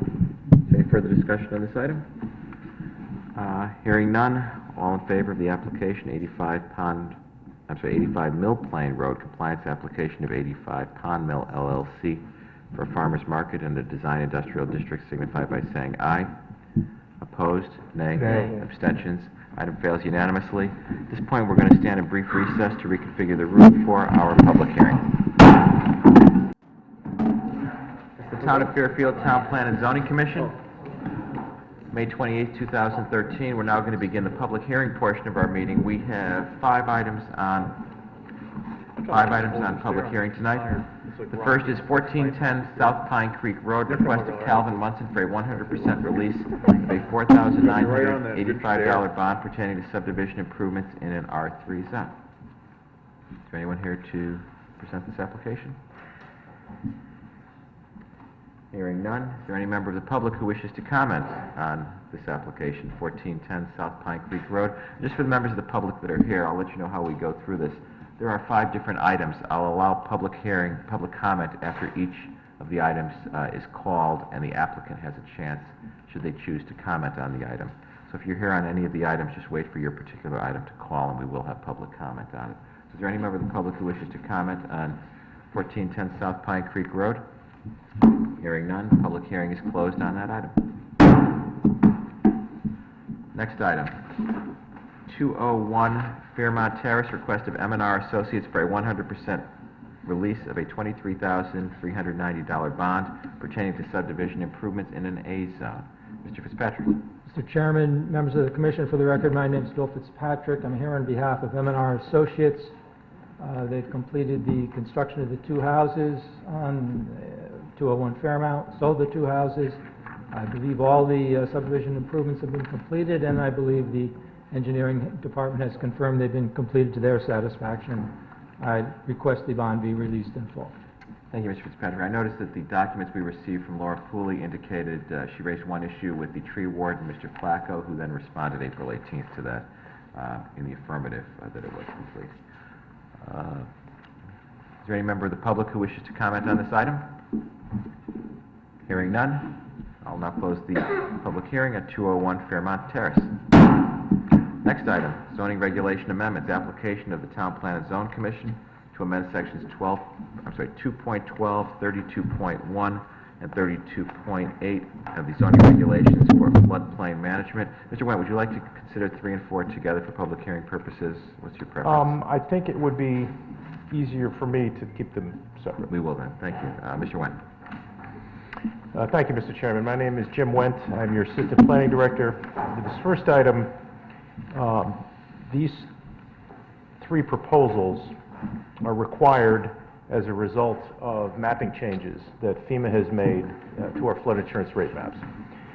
Those new maps affect the coastline panels, and they are due to become effective July 8th of this year. So we need to adopt them into our flood management regulations in order for the town to remain current in the National Flood Insurance Program. So simply, the 2.12 is just simply the reference to the new panels. The shoreline panels referenced here become effective July 8th, and the remaining panels, which have not changed, would still have a June 18th, 2010 date, which is in the current regulation. Similarly, there's some very minor language amendments to the definition of substantial improvement, which is very similar to what we have now. It's just FEMA has tweaked their definition a little bit, so we're adding the language that they require. So in these cases, we've referred this to the DEEP's State Flood Insurance Coordinator, who oversees our activity. That is Diane Ivkovic. She is satisfied that this meets the FEMA standards, and it's also been referred to regional planning, both Bridgeport and Southwest, and we have comments from both of those agencies that there's no municipal or regional impacts proposed. So this package of amendments, again, is simply in response to FEMA changing the flood insurance study and maps, and we need to reference that in our regulations to remain current. And that's all I have on that matter. Thank you, Mr. Wendt. Is there any question by any member of the commission before we go to public comment? Hearing none, is there any member of the public who wishes to comment on this item? Seeing none, I will close the public hearing on this item, zoning regulation amendments, application of the TPZ Commission to amend sections 2.12, 32.1, and 32.8 of the zoning regulations. Next item on public hearing, zoning regulation amendments, application of the TPZ Commission to amend sections 2.8.2, 11.7, and 31.2.35 of the zoning regulations regarding post-Sandy recovery. Mr. Wendt. Thank you, Mr. Chairman. Again, Jim Wendt, your Assistant Planning Director. These three sections are a direct result of what some of the issues that we've been dealing with post-Sandy and the recovery of flood-damaged homes. The first is a new section to be added to the list under non-conforming uses in buildings. We are suggesting that no non-conforming use, building, or structure be penalized or otherwise require a variance for setback or lot coverage to elevate an existing structure to the required elevation standards of the National Flood Insurance Program, and for the necessary entrance and egress stairs that would be required as a result. We have about 30 homes to date that have been elevated as a result of the storm. And what we are seeing, obviously, when you take an existing home and lift it vertically, you need additional steps and stairs to achieve that elevation. Some of those buildings are non-conforming with regard to setback, and so just to vertically lift the existing dwelling, we're suggesting that doing so, in many cases these folks are required to do so, not by choice but by regulation, that they not have to endure a variance process for that if they are have issues with lot coverage just with respect to the stairs and landings that results from that. The second proposal we are proposing here is section 11.7, which are the beach district regulations. We are proposing an amendment to the height, and as you folks are familiar with, in the other residential districts in the 100-year flood zone, this language exists presently, so we're just looking to fold that into the beach district regulations as well, which simply is that folks would get 1 additional foot of height, of building height, be allowed for every 2 feet of vertical distance between the existing average grade and the base flood elevation. So once again, if you're elevating a structure, you get 1 extra foot of height for every 2 feet you need to elevate. Our experience, none of the elevated homes so far in the non-beach district zones have required a variance for height. There were 2 so far in the beach district that received variances, both of which would not have required the variance had this language been in place. So again, this is just another proposal to help reduce the administrative burden of those folks that need to elevate as a result of being flooded. Lastly, we're looking to amend the definition of story to include language that says for structures within a 100-year flood zone, an unfinished, unheated crawl space built in accordance with the standards of the National Flood Insurance Program with a clear height not exceeding 6 feet shall not be considered a story. Again, with the new mapping that I referenced in the previous elevations, by and large, most of those elevations are going up 1 foot. We now consider a crawl space with a height of 5 feet or less not to be a story, so we're simply looking to raise that up 1 foot to go along with the new required elevations. Once again, these have been referred to regional planning, both in Bridgeport and Southwest, and we received reports back that they have no intermunicipal concerns. That is all I have, Mr. Chairman. Thank you, Mr. Wendt. Are there any questions of the staff? Hearing none, is there any member of the public who wishes to comment on either, on this matter in particular, and any of these proposed amendments? Okay, I was wondering there for a minute. Well, I do have self-interest in continuing variances, but I think the reg changes are quite appropriate. Care to respond, Mr. Wendt? Thank you. This will close the public hearing on this item. And I'm going to take a 1-minute recess. I need to discuss something with staff on the notice here.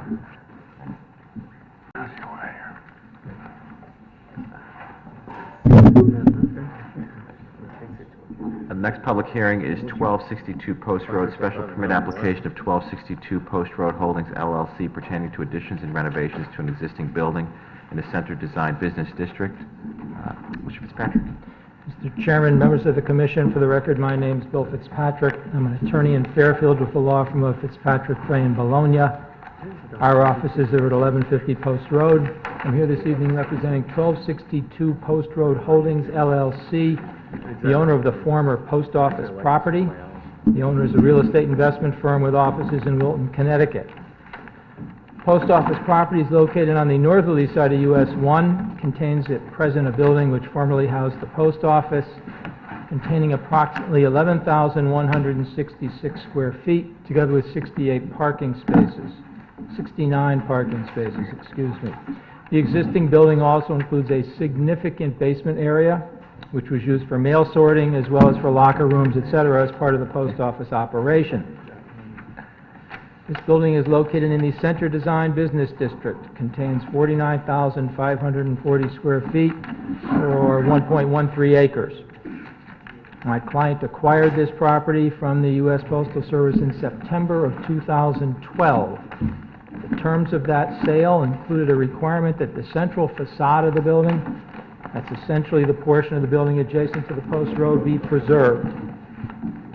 This application, as you will hear from Jack Franzen of Franzen Associates, the architect of this proposal, has retained the front facade and fashioned an attractive and historically coherent design around that facade. I just kind of find that intriguing that the post office made a condition of their sale that you keep the facade the same. Was there any rationale other than we're Well, dealing with the perhaps government? Mr. Franzen Maybe can he give it could- to you, Mr. Chairman. Let me continue. That's fine. The terms of the sale also included a requirement mandating that the mural, which was located in the post office lobby, be preserved.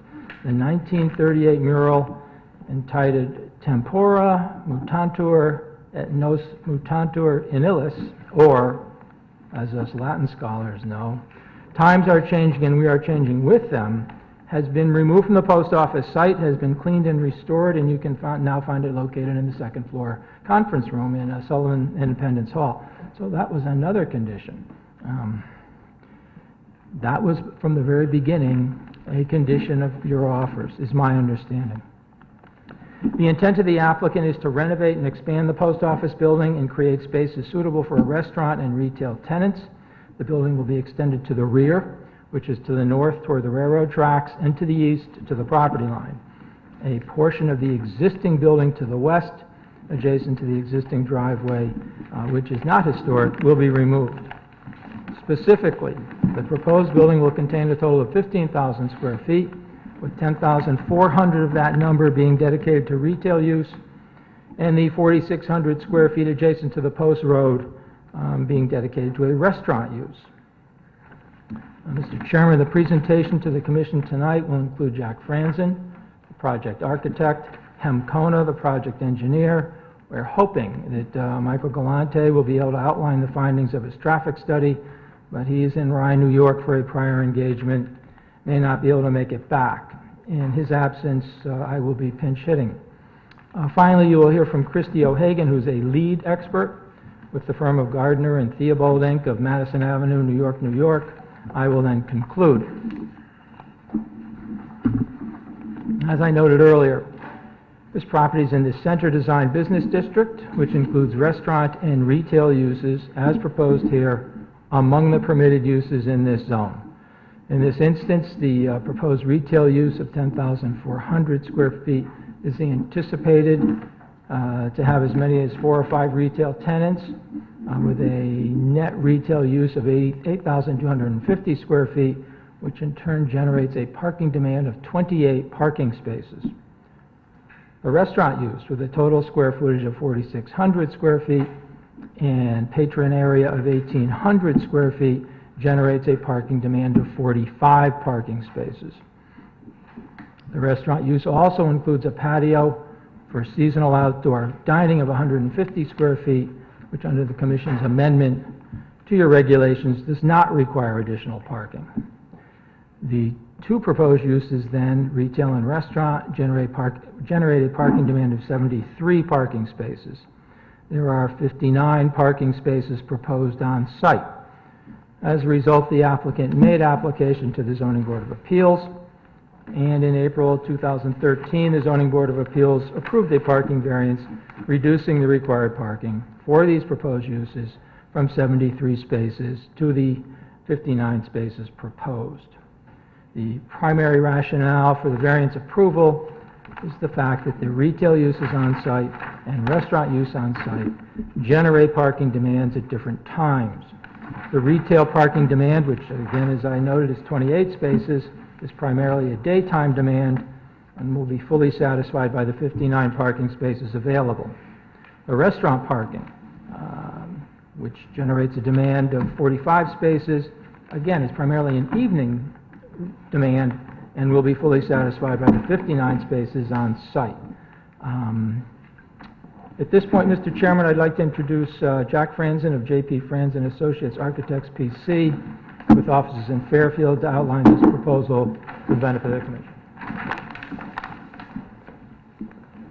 Good evening. I'm Jack Franzen, architect for the Post Office project, and my offices are at 1241 Post Road, right across the street.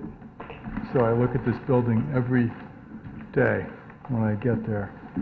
The property, as Bill mentioned, is located on the north side of the Post Road between Beach Road and Round Hill Road and the old Post Road. And the lot area is about an acre, a little bit more than an acre. It's 49,540 square feet. The lot has visibility, obviously, from the Post Road, but also, interestingly, through the parking field to the west, you can see it from Umpqua and Umpqua Place. You can see a lot of the building from the west side. The topography is essentially flat. If you look at the topo, there's a little bit of variation. I think there's a low spot here where one of the drains is. And it is in the Center Design Business District. The existing structure is one of the many Federal Depression-era public works. It was built in 1934. These post offices were typically Georgian Revival, and typically they were detailed with arches, with brick, with limestone, copper gutters, slate roofs. There was a thematic design. They were all different, but they were all similar. The architect of this post office is unknown. I really looked on the internet a lot. I couldn't really find who did it. I did find some names of architects who did a lot of them, but again, never said they did it in Fairfield. If you want to see a really good example of one, and I think this is pretty close to one of the best ones, I think one of the best ones is in Mount Kisco. It was designed by Mott Schmidt, who was a really famous architect in the mid-20th century. And the other one that I think of is in Nantucket, the main post office in Nantucket, another really attractive one. The rear portion of the building, which is as defined by, there's a parapet. If you look at the building, there's a sloping roof portion in the front. That's the historic part. And then there's a high parapet in back.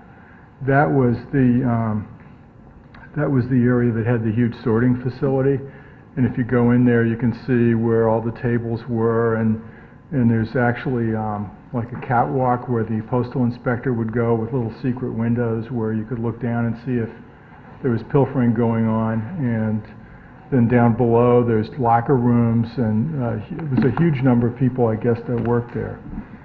As seen from the road, the asymmetrical portion on the west side is a later addition. That was built, we think, around 1964 in an expansion.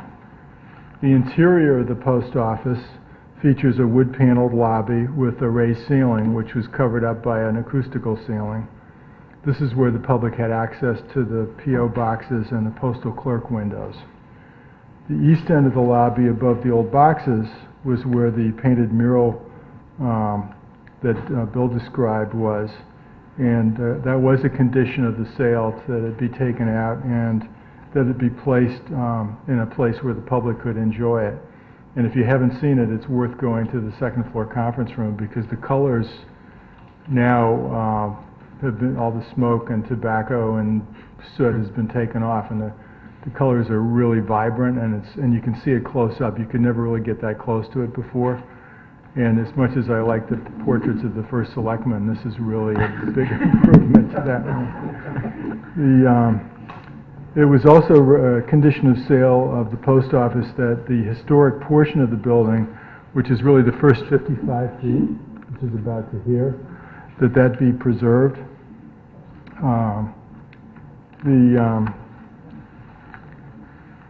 When they did the 1964 addition, they actually, I might explain this in a little more detail later, but they actually took down the west wall of the old post office. So when you go inside, where you would expect there to be a wall of the old post office, that's gone. But we have photographs of it, and also it's, I believe, identical to the east wall of the post office that's all covered with ivy. So our plan is to reconstruct that wall after we take that saddlebag addition off. Let's go to the new site plan. You want to do the colored one? Yeah, do the colored one.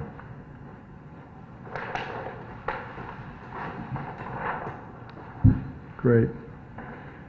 The renovation of the post office being proposed will preserve the historic front portion of the building, which is the first 55 feet, which is this area right here.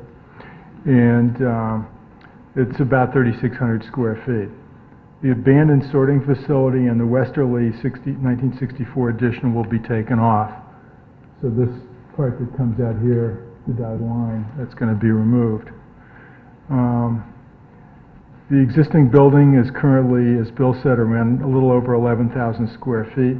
After the renovation, with the west side reconfigured and the rear being added onto, it's going to be 15,000 square feet.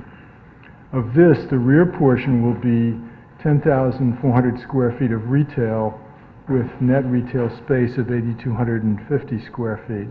And you can see it's designed, and sort of, if you look at the rendering up here, you can see that west side is designed like a streetscape with potentially 4 tenancies, although they could be combined. It could be as many as 4 different storefronts facing west.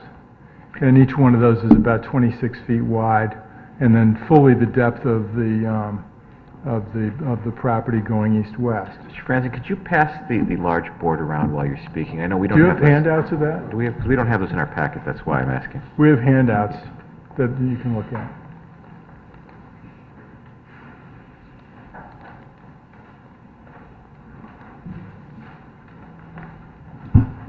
Thank you.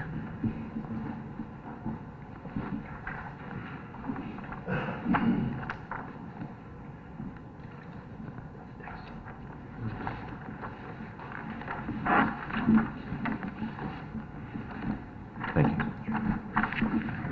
Be careful of the cords.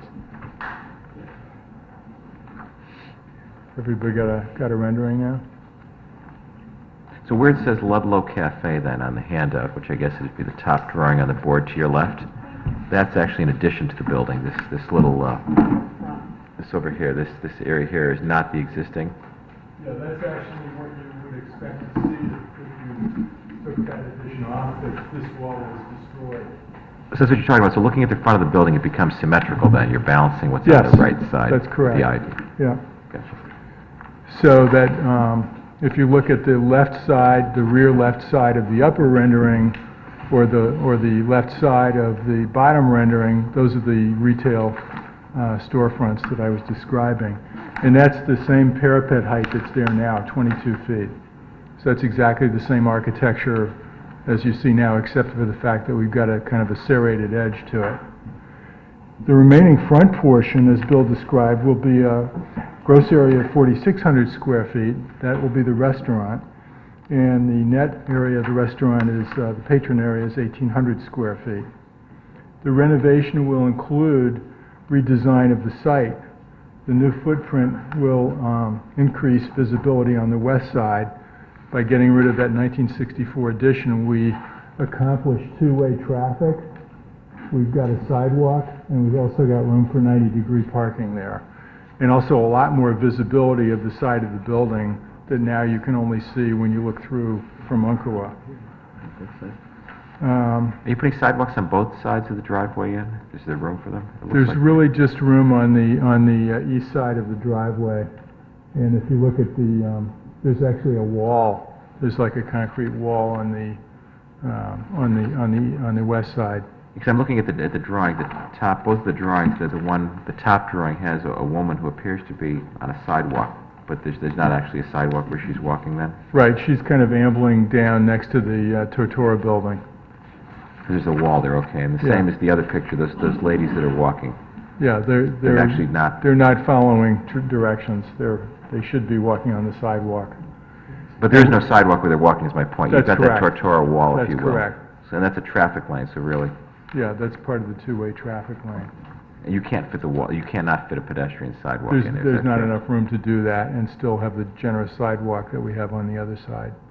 Have you made any arrangements with the Tortora, I think the Tortora Trust or Limited Partnership or something about any shared access or walkthroughs like behind the library and across the street on your side of the street, or that wall is going to I'm remain? not aware of anything like that, but I know maybe Mr. I can address Fitzpatrick that. Okay, can that's talk fine. about Thank that you. later.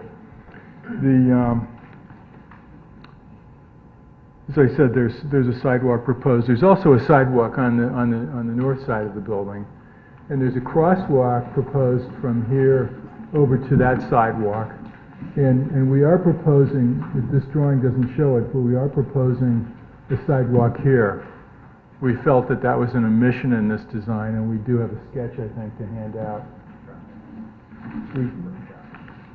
Yeah, I guess if traffic is looking at it, but we think that it would be a good idea to have a crosswalk here, too. So the people you see in the rendering who are walking down here would actually be able to cross over here to the sidewalk. And that's something we actually noticed from looking at the rendering. There'd really be no reason to walk on the west side because of the wall. You'd have to Yeah, jump the wall, it's not essentially. hospitable over there, and if we add that crosswalk, I think it'll direct you to the building. Commissioner Jacobs? I was just Okay, gonna- Commissioner Suter and then Commissioner Jacobs. I'm just going to observe, there's a difference in elevation between the parking lot around the post office and the parking lot behind the Tortora building. That's correct. Is it about 3 or 4 feet, or what is It's it? about 3 feet, yeah. Right, so it'd be difficult in any event to connect the two. Yeah, in the very rear, I think it's closer to being level, but there's still an elevation difference back there that it would have to be dealt with. Currently, Wait, there's Mr. Franzen, one second. Commissioner Jacobs had a couple of questions. In the brick you're going to use, is that real brick or are you doing veneer? it's real brick, and we have a wonderful. sample of it. My other question would be on the absolute rear of the building, I guess that would be the The north face? Yes. I'm going from memory, and I could be off, but in our design district regulations, I didn't think allowed walls of glass.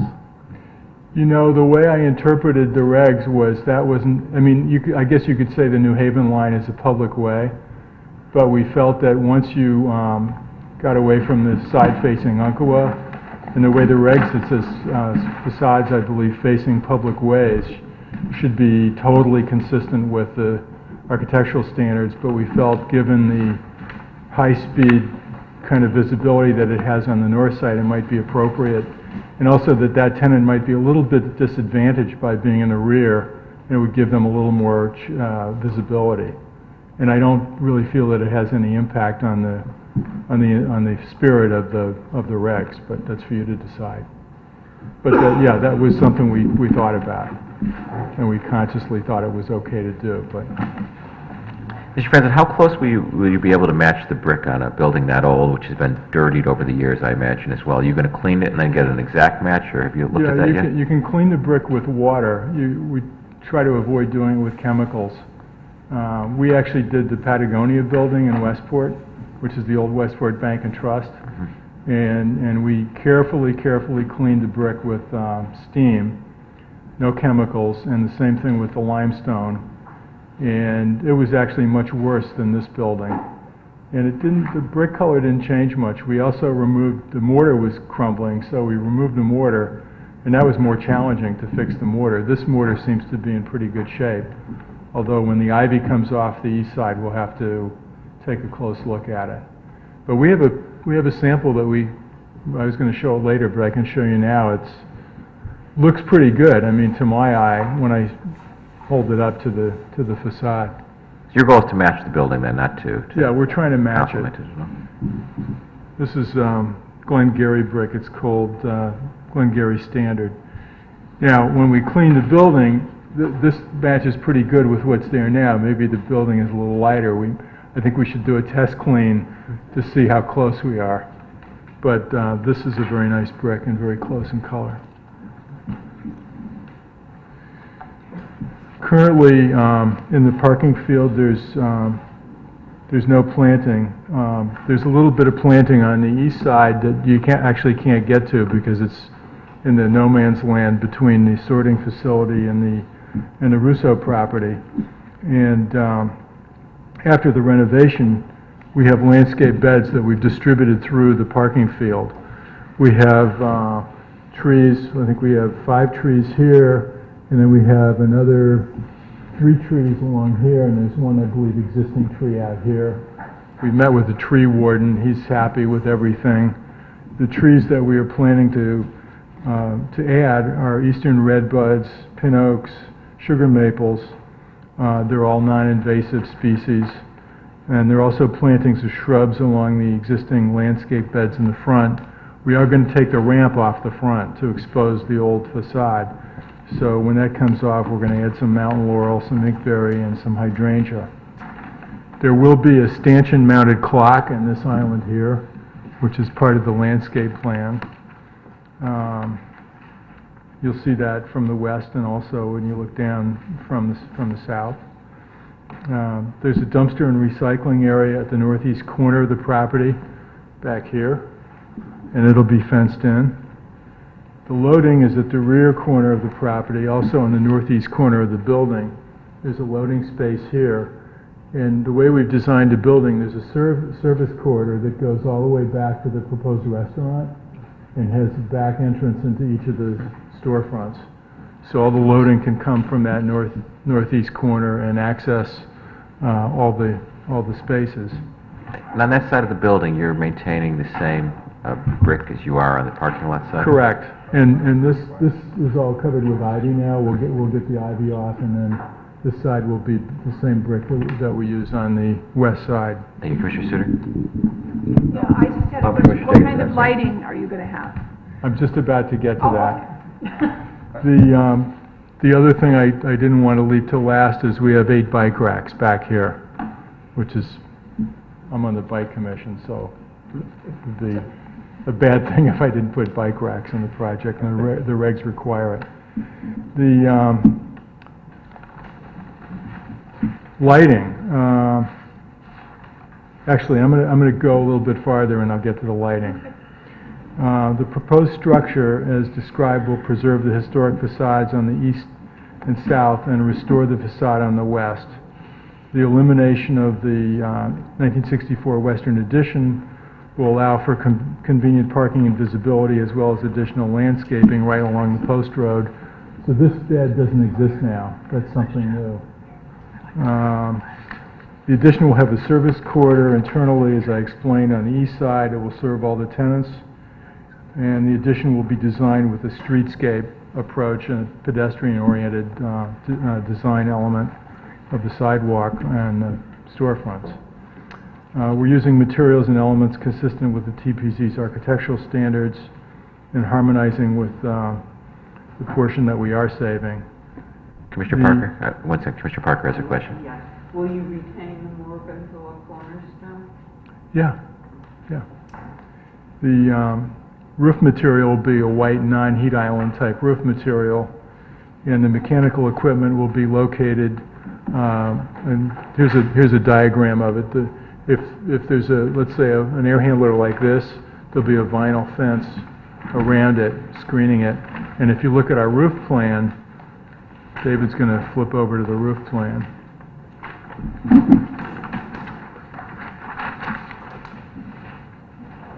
Here's the east side of the building, here's the west side. Some of the mechanical equipment is going to be behind the pitched roof area, which is much higher than the roof around it. And the rest of it's in the middle of this big expanse of parapeted roof. So it's well inboard of the building edge.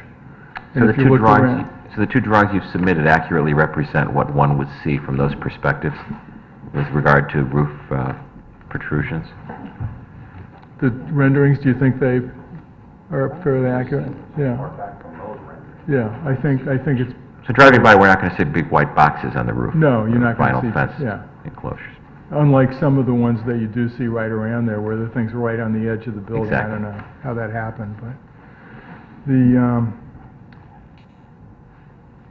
as I mentioned, the mechanicals will have a PVC fencing system around it. The lighting, let's go back to the colored site plan. The lighting will be accomplished by means of full cutoff fixtures. We have pole lights here, here, and here. There's 3 pole lights. And then there's, I believe, 6 building-mounted lights here. 1, 2, 3, 4, 5, 6. And there's also 2 historic lights on the front of the building that are old-fashioned, and I don't know if they conform exactly to the regs, but I think that we really should be saving those lights. And we can put some, light, low wattage bulbs in them. But they're gorgeous lights, and they're right on either side of the door. The overall building stats, I guess, the addition is 106 feet by 121 feet. The front portion that we're saving is 57 feet by 63 feet. The building height at the main front with the peak roof is 19'3". The side additions will be 15'6", same as they are now. And the addition will be the 22 feet, which is what that parapeted area is now. The materials, as I said, will be the brick that you've seen the sample of. We will take mortar samples and we'll match the mortar in the new brick to the mortar in the old brick. And we have a divided light window, which we have a sample back here. It's a clad window. The windows in the old post office are replacement windows. Unfortunately, they're not the original windows. So I think actually our new windows might even be nicer than the old ones. This is a Marvin, for example. It's a clad window with insulated glass and simulated divided lights. And then we have a piece of limestone. We're going to match there's some limestone trim on the building, which is like an Indiana limestone. I have a small sample of that to show as well.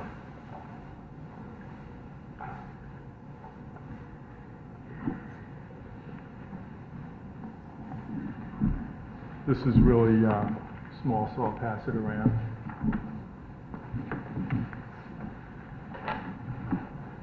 And with that, I'd be happy to answer any questions, and then turn it back to Attorney Fitzpatrick. Commissioner Parker? On the code enforcement minutes, under... Shut up. Thank you. Under the Town Plan and Zoning, Item 9, Building Elevation Plan, including all existing and any proposed signage is required.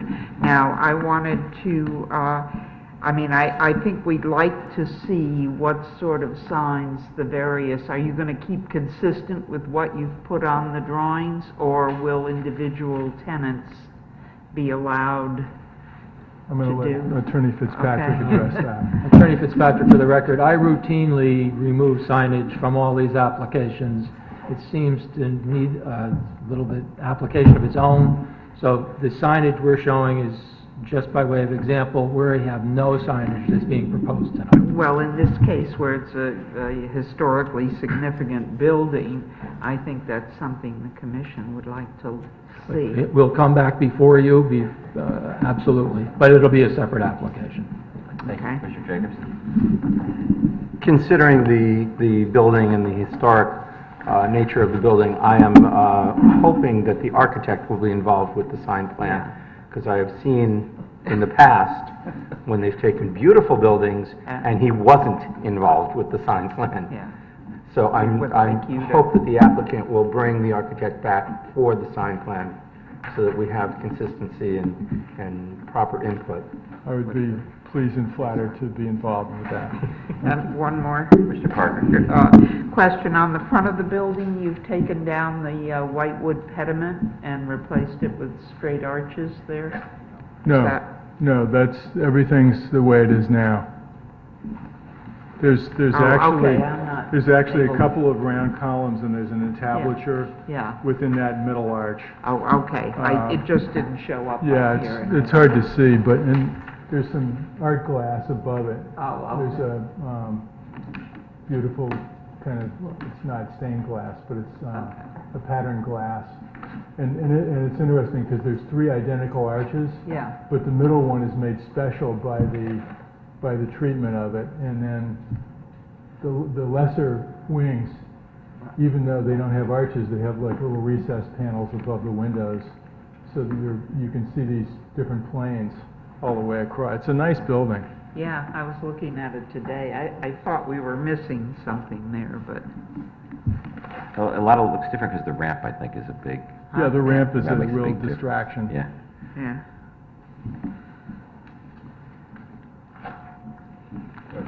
Commissioner Sitter? Yeah. I just, It's really nice. this may be just a misread. In the code enforcement minutes under the section on planning and zoning on page 5, first paragraph, there's some, talking about parking space data, there's some reference here to a below-grade parking garage. I don't think there is one, is there? No, Oh, okay, so that's... no underground In garage. case there was one, that it would be included. That's right. Everything is surface parking, and you have 59 spaces. 59 spaces, yes. Any further questions, Mr. Franzen? Thank you. Thank you, Jack. Mr. Chairman, at this point, I'd like to introduce Mr. Hem Kona, a professional engineer with offices in Trumbull, to address storm drainage. Hem? Good evening, Commissioner. For the record, Hem Khona, I'm a professional engineer. I reside in Trumbull, Connecticut. I have prepared mostly, I will address the drainage because the Jack has already explained about the sidewalk and the grading. What we have done in the drainage plan, that all the rear parking lot will be drained to the catch basin at the end, and that will pipe into the, as required by your regulation regarding storage, all the impervious area, and we piped it into the separator. What we have done in this case, that we took into account all the water quality and all the impurities generated from the parking lot will be contained in the catch basin by the hooded catch basin. And also, what we have done, we have provided a separator, oil and a grid separator. So all the silt and the oil which are dripping from the cars, they will be all collected in this unit, and that will be removed time to time as a maintenance. And then it will store all the clear water, and it will seep and recharge the groundwater. And any overflow which is over the storm required by the town will pipe it to the state drainage system. I'll be glad to answer any question you have. Are there any questions for Mr. Kona? Thank you, sir. Thank you. Thank you, Ham. Mr. Chairman, I have no messages from Mr. Galante. So I'd like to outline for you the salient details of the traffic study which has been submitted to you. Do we have the traffic study? We don't have a traffic. Failed to bring it with me. It was not, it came later than Saturday. Special people? You want to pass it down? Take a look at it, take a look at it. I had to make up a separate package for that. Now we know who the favorites are. Hand it to my traffic expert. I think I'll just listen to Mr. Fitzpatrick. Let me go through it in any event, Mr. Chairman. The site's access drive is controlled with a traffic signal which shares control with the brick walk, their main access driveway on the south side of the post road. That traffic signal is coordinated with the upstream traffic signals, including the pedestrian signal located in front of Charles Schwab. Signals are maintained by Connecticut DOT based on the trip generation rates provided by the ITE. A development of this size and type is estimated to generate 14, 73, and 100 vehicle trip ends during the weekend morning, weekend afternoon, and Saturday midday peak hours.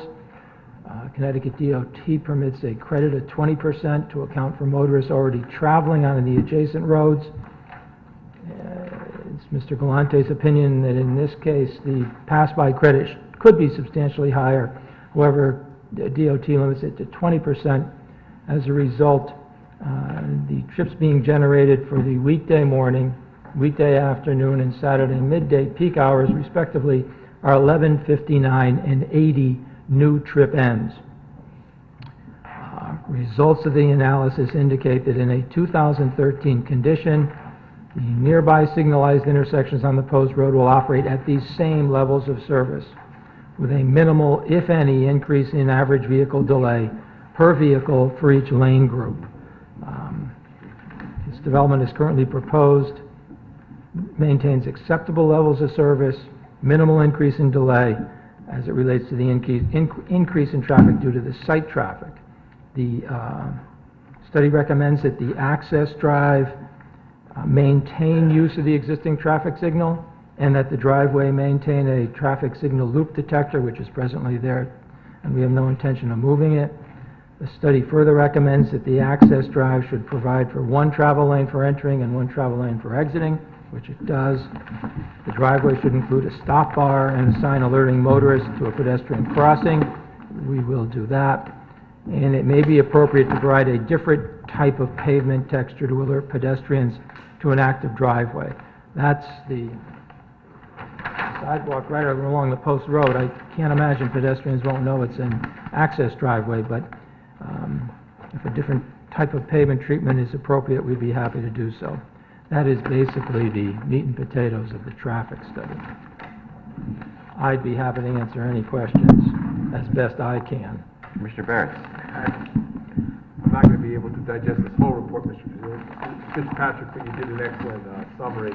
I'll just say that, all these intersections are controlled by traffic signals, and it looks like there's no delay created by the project, created at 4.7 seconds.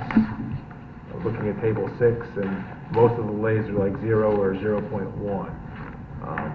So that was, so there's really no change in level of service, and That's correct. significant delays as well, is what you're saying. And 4.7 is the maximum delay that I see calculated due to the project. That's correct, Mr. Barrett.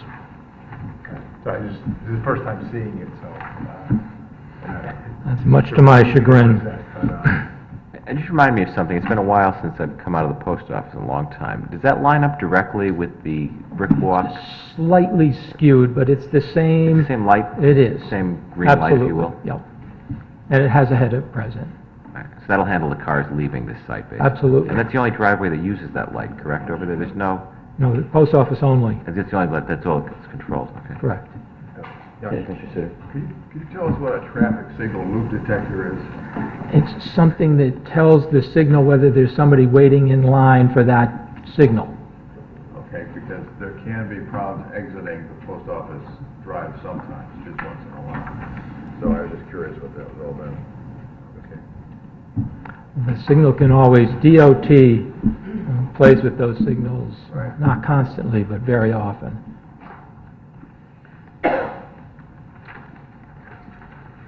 Thank you, Mr. Galante. Mr. Chairman, I'd now like to introduce Christy O'Hagan from the New York firm of Gardner and Theobald, Inc., to discuss the lead details for this building. Good evening. As Attorney Fitzgerald said, my You name need is to identify Christy. yourself for the record, that's all. Excuse me? Identify yourself for the Yep. record. My name is Christy O'Hagan from Gardner and Theobald. I have been working within the LEED rating system for about 7 years, and I'm an active member of the Connecticut Green Building Council. First, I'd like to tell you a little bit about LEED. LEED stands for the Leadership in Energy and Environmental Design, and it is transforming the way we think about how our buildings and communities are designed, constructed, maintained, and operated across the globe. Comprehensive and flexible, LEED is a green building tool that addresses the entire building life cycle. At its core, LEED provides third-party verification of buildings. Projects satisfy these prerequisites and earn points to achieve different levels of certification. Prerequisites and credits differ for each rating system, and teams choose the best fit for their project. The 6 main categories are sustainable sites, water efficiency, energy and atmosphere, materials and resources, indoor environmental quality, and innovation and design, with 4 additional points being available under the regional priority credit, which encourages the achievement of certain core credits by offering an additional point if achieved.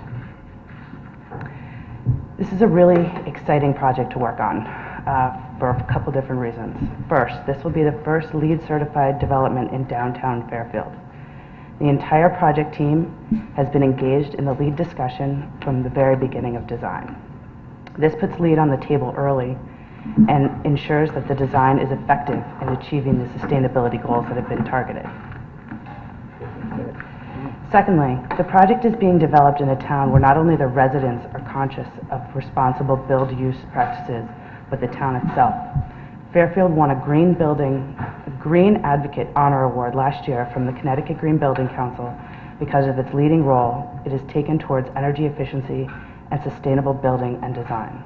The police station is a wonderful example, and several of us were lucky enough to have a tour of the new rooftop cogen units a few months ago. And I was just reading that Fairfield also won the Power of Change Awards given by Energize CT just recently. I would like to go over some of the credits that we have decided are important. Bear with me. We're targeting gold certification, was the second highest, so there are a lot of credits. First. Commissioner Barrett? Can I ask a question? Sure, Absolutely. Just before you go through the credits, might understand that this project is targeting gold certification, actual certification, not meeting the requirements for gold certification, but not pursuing certification, or are they actually? Well, how the rating system goes, it would be certified, silver, gold, platinum. We're targeting gold. I've done a lot of projects. And this project is certain for silver, but I can't make any guarantees because we haven't gone through it. But No, I guess it's more a question for the applicant. We've had projects where the applicant came before us and we're doing everything to qualify for LEED silver, but we're not seeking certification. We are as best registered. as they are seeking. Yep, we're registered, and we are already filling out the templates and moving forward with the process. We will have an actual certification. Great, thank you. Sustainable sites, the construction activity pollution prevention will be including advanced measures to make sure that any exposed sediment will not enter the storm drains or any other waterways. The site selection, overall the main attributes that make this a sustainable project are that we are reusing an existing building and site that are located near transportation, bike racks, and encourage visitors to explore the neighboring restaurants and retail locations.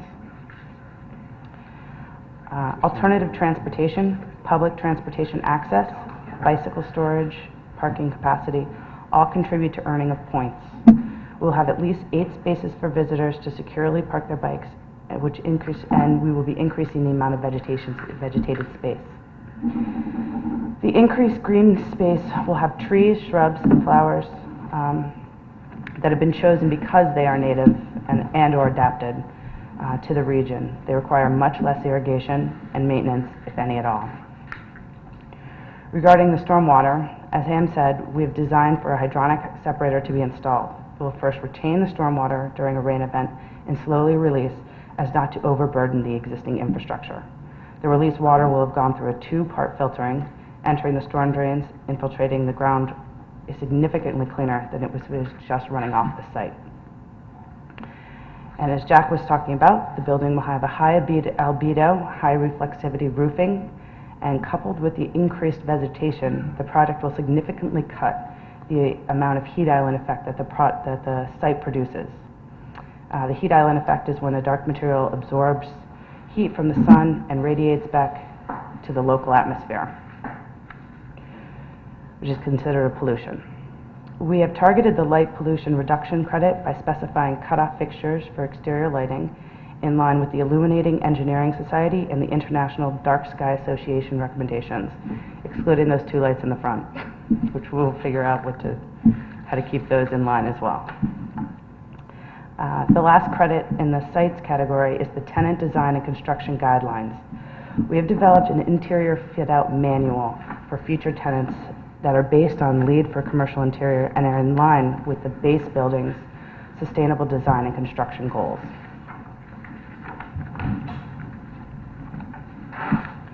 The next category is water efficiency. The flush flow fixtures will be high efficiency and low flow, and we have targeted at least a 30% reduction below the EPAC 1992 standard. No permanent irrigation is planned, lessening the demand for potable water. The energy usage is a little bit harder to detail at this time because we're still in the process of designing the base system, but we have targeted a 12% reduction below ASHRAE 91 for the base building. And we will be developing an energy model to evaluate that system to be most efficient. We'll also be commissioning the building energy system to ensure they have been calibrated to run at optimal efficiency. In addition, we are evaluating solar options to see if there could be a fit, further decreasing the energy impacts of the projects. Specifically, we are looking into solar-powered LED lighting for the parking area and walkways. We'll be purchasing renewable energy credits to offset the demands of the base building energy. Under the material resources category, we have specified material that have a high recycled content, are manufactured or extracted locally, and any viable materials to be reused.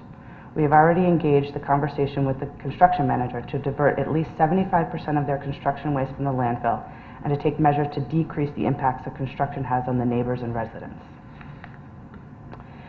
The 6th category is indoor environmental quality. Not only will this be a non-smoking building, but the project is taking advanced steps to increase the performance of the overall building. We'll be using products that emit very low levels of VOC, if any, and maximizing the air filtration wherever possible. Other credits that we have targeted under the innovation and design process category are green housekeeping, low mercury lighting, education and outreach program, historic building credit, and clean construction. There will be a minimum of 3 LEED accredited professionals working to make sure this project reaches its highest potential for sustainability and efficiency. At the end of the day, the project will be a leader in how buildings and sites can be improved not only in downtown Fairfield, but hopefully in downtown areas across Fairfield County. Any questions? What are the education efforts? There's signage. There will be on any website or printed materials, information regarding what aspects are green. In the for example, in the restrooms, there'll be a sign that says low flow. Right. There'll be So you tell them. signs that have, this is occupancy sensors, and outside, depending on what gets installed, it will have an educational aspect. Will there be a plaque that says LEED certified, that kind of thing? There could be. Yes. Here's a quick question for you. We have people come all the time. We have had a lead expert, as I recall, tell us they're going to shoot for the gold or silver or bronze, but they're not going to pay the extra money to become certified. Why would one want to pay the extra money to become certified as opposed to just recognizing the criteria and doing it? Just educate us a little bit very briefly as to why would you do that? Well, LEED is, Other than it's a good thing to do, what do you right, get? no, and I mean, building responsibly is a good thing to do. Going through the certification is showing is that you have taken that extra step of commitment. You are paying, and you want to be recognized. LEED is in demand now. People look for LEED because they know what that means. They know that it means a cleaner environment. It knows interior environment. They know that it means decreased energy costs. And you can say all you want, we've done the LEED process, but we didn't pay to get it certified. But you've got no verification. We're giving you that verification that what we've said we're doing, we've done. And that's why you want to have it, looked at and certified. Thank you. Thank you, Ms. O'Hagan. Thank you, Christie. Mr. Chairman, in response to your question, I just note that Mr. Grothwell, the owner's rep, was here with me tonight, said that he believes that LEED certification will eventually lead to higher rents and higher resale value. Interesting. Mr. Chairman, members of the Commission, I think this application represents an elegant solution for dealing with an important parcel of property in downtown Fairfield. Mr. Franzen's design retains the historical character of the building by virtue of the retention of the front facade, yet permits appropriate commercial development of the property. I think the design represents an attractive yet functional adaptive reuse of a building that has outlived its original use. I'd now like to go through the specifics of the special permit application. The applicant appeared, as you know, before the code enforcement meeting. Relevant concerns have been addressed. Conservation Department has confirmed they have no jurisdiction over this property. I'd like to address the relevant sections of Section 25.7. 25.7.1 is satisfied where the proposed use, a retail restaurant mixed use, is a permitted use in the Center Design District. 25.7.2 has been satisfied since a detailed site plan complying with the specific section requirements has been submitted. 23.7 is satisfied where detailed architectural plans are part of your file. 27.4 is irrelevant. There's no road construction. 27.5 is irrelevant. That deals with non-conforming lots. This is a conforming lot. 25.7.6 deals with landscaping and buffers. Landscaping, I think, has been outlined by Mr. Franzen for the benefit of the Commission. 25.7.8 states that the regulations, the proposed use shall be compatible with the plan of development. The master plan recommendations that are satisfied by this application are several. The master plan speaks of the establishment of new restaurants that add evening vitality to the center. Such a restaurant's proposed here. The master plan discusses several means of revising the parking requirements for restaurants, including reducing the requirement to that required for retail. We certainly would conform with that. Or reducing the parking requirement by 50% for after-hours uses such as restaurants, quote, which share sites with daytime commercial enterprises. And that's just what we have here. We attacked it in a different way by receiving the modest parking reduction from the ZBA. The plan here also utilizes, if only by necessity, parking to the rear, as the plan suggests. In sum, I think this proposal fully conforms to the recommendations of the master plan. The remaining section of 25 is 25.7.7. The first mandate is that the development be of such a character as to harmonize with the neighborhood. This is a retail restaurant use, whereas the very character of downtown Fairfield is primarily restaurant, retail, and office. Certainly it's compatible with downtown Fairfield's character. In this regard, I should note that my client has signed a lease with Plan B Burger Bar to be the restaurant tenant for this property. Plan B is an upscale burger bar and restaurant that offers a broad menu consisting of the freshest quality prepared burgers and American comfort food, coupled with exceptional service in a stylish environment. Needless to say, I didn't write that. You'll be surprised to hear that Plan B did. Plan B is run by Locals 8 LLC, a Connecticut company which owns and operates 2 restaurants in the city of Hartford, Tisane and the Half Door. Tisane is an Asian Euro cafe, and the Half Door is a European gastro pub. The 6 existing Plan B restaurants are in Simsbury, Milford, Stamford, Glastonbury, and West Hartford, where they originated, as well as a new restaurant in Springfield. I do have some Plan B material for the benefit of the commission. But not samples, apparently. Unfortunately not. I'll They take have it. them today.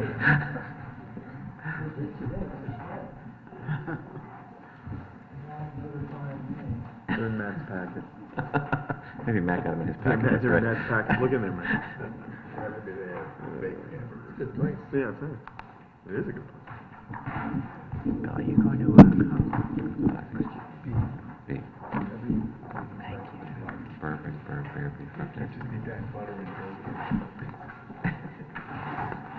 To take you through, I think this is Simsbury, just shows you what the front of a Plan B looks like. The inside, the bar, inside using meat hooks to hold the lighting fixtures with booths. The bar again. Some interior decor. Some more interior decor. Their verified humane beef burger menu. You can see it's not necessarily low end. And then an outline of their gluten-free menu, appetizers, big plates, salads, etc. They've been successful, have an interesting plan. I think they'll be a welcome addition.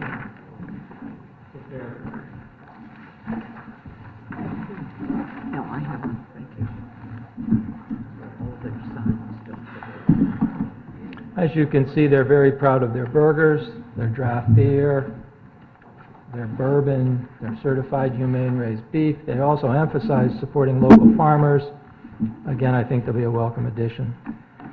To return to section 2577, this section further mandates the protection of property values in the neighborhood and the preservation and enhancement of the appearance and beauty of the community. Certainly, the effective and adaptive reuse of this parcel from a no longer functioning use to a quality restaurant retail use will only enhance neighborhood property values, and certainly Jack Franzen's design enhances the appearance and beauty of the community while retaining the historic character of the original post office facade. The last relevant section of 2577 is to avoid undue traffic congestion. Traffic study makes clear there will be no reduction in the level of service at any adjacent traffic intersection as a result of this use, and the fact that the existing driveway is being reutilized serves as another positive element of the plan. I should note that the existing driveway, as well as the brick walk driveway, have had no accidents at this location in the last 3 years. I have one more handout for the benefit of the commission. I will, Mr. Chairman, include, just for the record, a copy of the variance. I'll give one to you and one to the clerk, if I could. Sure, thank you.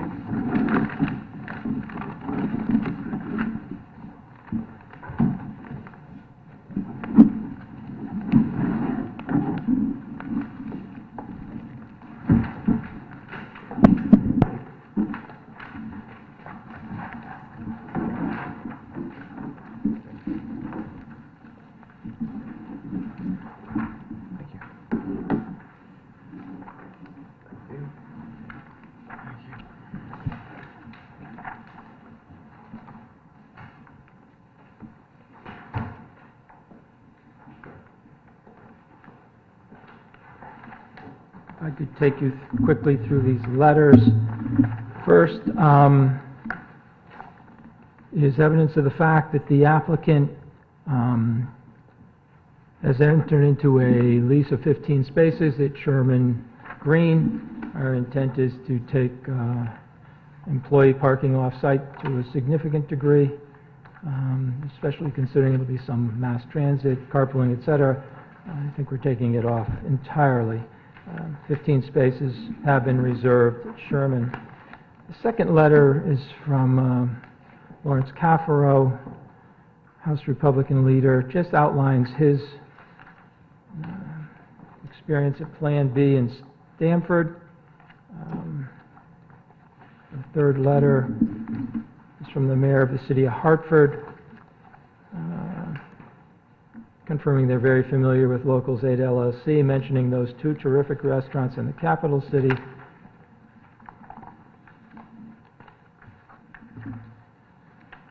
If I go through these a little bit slower.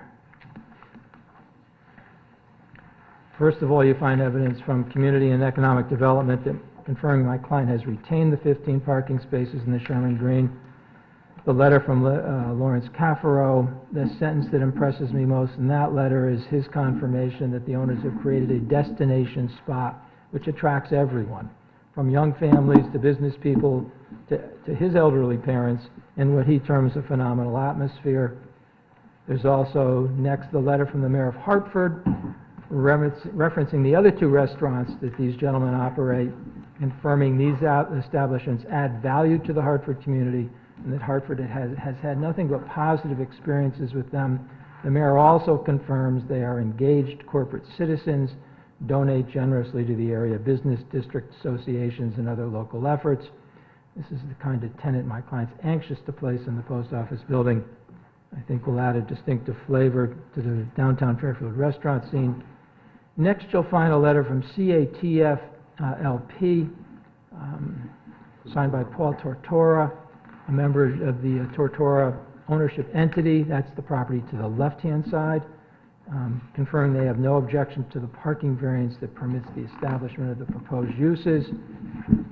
Behind that, Before we go on, Mr. Fitzpatrick, two Yeah. things. He also suggests or requests that a fence be put I'm up. sorry, yes. Is that And gonna- we've agreed to do that fence, which is another reason, to Mr. Suter's point, that given the fence eliminates the opportunity, but given the change in grade plus the fence, that makes that a non-starter. And the one other point he raises, he has no objection to the variance, but not to the 18 additional spaces for the patio, but that number's not right, the 18 spaces. Well, for it the- was, Mr. Chairman, that was our original application to ZBA, and it was denied.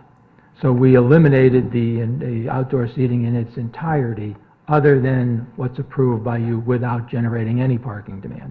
We had He a says- large, You must have had a large patio on the we had a original. 720 square foot patio initially. Okay. Commission, ZBA did not like the number, said so, denied it. We revised, came back, and changed it substantially. So just to be clear, for the record, you are asking our approval for the 150-foot We are. patio, which does not require an increase in parking. That's correct. Thank you. That is part of our plan. Commissioner Jacobs. Doesn't our regulations say whenever possible there should be a joining of parking lots? The regs do say that, but there's a grade difference that doesn't make it feasible in this instance. The Sullivan property, now Russo property to the east, is higher, and the Tortora property to the west is I lower. understand the problem with a car connection. I don't understand the problem with a staircase connection. There's, property owners are not interested in bringing your person on their property with your liability insurance. They're simply not. If you look at the next letter in the packet from Dr. Russo, we are working with Dr. Russo to try to utilize his parking lot after 5 in the evening, 5 or 6, in any event, in an attempt to make sure we've got adequate parking available. But without this kind of agreement in writing, nobody's interested in bringing people onto their lot with possible liability issues. They're simply not. We discussed with Mr. Tortora the possibility of using their lot, bringing stairs down. It was unacceptable to him. But it still stands in our regulations. to the extent it's feasible, yes. If it's not feasible, you're not in a position to force neighboring property owners to offer access. Actually, we could require it on you, keep it on a hold, and if they come for any change at all, we can require it on them, and then it becomes... That's another issue entirely, and I'm not so sure that stands, but in this instance, there is no way to bring cars from east to west or west to east, and... I guess that's a good question, a good point Commissioner Jacobs mentions. Would you have any objection to us making a condition of approval that if, in the future, the adjoining property owner to the west consents to a stairway connecting the property to having your property have such a stairway? I don't think we have Not a any good way to objection phrase to the this. stairway per se, but, you know, it doesn't seem to me that we're necessarily acting in good faith of Mr. Tortora, who we recognize doesn't want that stairway. We asked him about it. He doesn't want it. Well, he may not, but Commissioner Jacobs makes a valid point. They may want to do something with their property 2 years, 5 years, 20 years from now, and if there's always, you know, at that point, if he comes in and we can say, yes, only if you consent to a stairway next door. The other issue, Mr. Chairman, is I've always thought of that access, 1 second, Steve, as being automobile, not pedestrian. And I think of Black Rock Turnpike, where the whole objective is to keep cars off Black Rock Turnpike that want to proceed from this retail use to that retail use. I never think of it as pedestrian. So we look at the library going into the brick walk, where you can go to the library, park your car, run in for a book, and then jump over for lunch or something, and just go down that little staircase. And that's a special instance where Mr. Kleban, I was part of that deal way back when. Thought it was a good idea. I don't know whether I was on the library building committee or representing him, one or the other. And he agreed to that. That wasn't anything that was forced or squeezed. And, you know, there's a sidewalk for a reason. That's the public sidewalk, is if you want to get from one piece to another. I mean, the commission can do, I'm more interested in getting an approval. Right. The commission can do whatever they want. But I don't think it's a wise choice to try to extort the poor word, to push another landowner to permit pedestrian access that they don't want. I don't think it's reasonable. If I was representing that landowner, I would be very upset. Steve? Go right ahead. Okay. I'm Steve Grothwald with Westport Property Management and Berkshire Equities, the owner's rep. There's a couple of issues that I see. One is the neighboring, especially the Totora family, had concerns about liability, and so they requested the fence. So that because of the grade change, they didn't want people going, even walking from one to the other. And secondly, I think that there's a parking issue. You know, I'm not the parking expert, but I think if you put in a stairway, I'm going to lose a parking spot or two, and they would lose a parking spot or two. And so that would have to be addressed some way. And thirdly, I would have to talk with my insurance company to see what the effect has, because I'm not only creating liability going onto Tora's property, but I'm creating liability by bringing his people onto my property, and that's another issue. Oh. Thank you. Mr. Barrett? No, I mean, this is more a statement than a question. I recognize the section that Mr. Jacobs cited as shared access. I think you're correct, Mr. Patrick. That refers to vehicular access, but we have to look at what we have, I think, for pedestrian access, because it does make sense regardless. In those situations where you have shared access of vehicles, you also have a way to get from one lot to another, and maybe we need to take a look at that. But thank you, I guess, for clarifying the particulars of this situation of what's going before. Certainly. Next in your packet's a letter from Dr. Russo confirming he owns the property at 1248 Post Road to the east, confirming he has no objection. We agreed to shield rooftop units for visual and sound attenuation, as we've done, locate the dumpster where we've put it, and we're trying to put together an agreement permitting the applicant's patrons to utilize 1248 for parking in the evening. And then lastly, there's a letter from Mark Barnhart confirming that the Town Economic Development Commission voted unanimously to support this proposal. Mr. Chairman, to sum up, I believe this application conforms to the relevant zoning criteria. The building height remains as it is, significantly below the permitted 5 stories, 50 feet. The building coverage is 31%, far below the permitted 90%. The floor area ratio is 31%, a fraction of the permitted FAR of 200%. For these reasons, I'd request this application be approved. The owner's rep, Steve Grothwell, is here with me, and he, together with Mr. Franzen, Mr. Kona, Ms. O'Hagan, and I, would be happy to answer any questions. Thank you, Judy Fitzpatrick. Seeing none? Is there any member of the public who wishes to comment on this application? Also seeing none? Thank you very much. Thank you. This will close the public hearing on 1262 Post Road. No, I don't think we need a motion because we already have the agenda amended to go back into executive session. So we're going to go back into executive session. We have two more items on the agenda. Commissioner Jacobs moved to add a planning discussion as well as a motion regarding Irish Hound LLC. Excuse me? Irish Hound LLC. First, I can talk briefly about the planning discussion, just so I have everything on the table. We did a public hearing on two items tonight, the Sandy, if you will, related matters. We have a couple of other items we've been discussing in our numerous planning meetings. The first, one of them is from the Forestry Committee, forest management goals that were submitted by the Fairfield Forestry Committee. I just want to just have a discussion whether we would like these included for our next meeting to go forward. They had some proposals to section 2.17, which would be a new section, 2.18 regarding public trees, landscape plans, and 28.11.3 shade trees with certain calipers, as well as to the subdivision regs 3.9 regarding shade trees. There was then so if there's no, we don't really have to talk about this too much. Is it the general consensus we'd like this on for public hearing the next time, taking those recommendations? Getting it done for public hearing? Don't we need a motion to move it to public hearing? We have to put it on the agenda.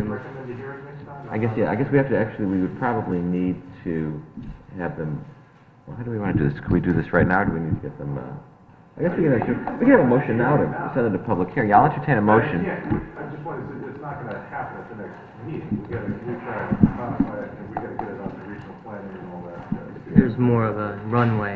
Yeah, maybe if there's a motion to refer to public hearing, the proposed amendments submitted by the Forestry Committee to sections 2.17, 2.8, creating, I should say, new 217, 218, 28.11.3, as well as the subdivision regs 3.9.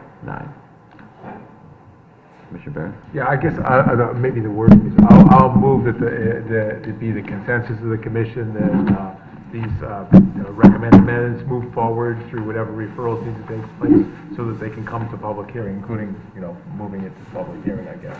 I guess Usually we go to it would be added to the agenda for consideration for public hearing, it sounds like, right? No, I would want to just have it to public hearing as soon as they get the referrals. Like, we don't have to have it on the agenda. So it'll save us 2 weeks, I think we vote now. Do that, Like, refer to public hearing, Just yeah. because I look back on the post-Sandy stuff, just how that got there, because we had a planning meeting, and it said at the minutes, it was a consensus of the commission that this should be moved to public hearing quickly.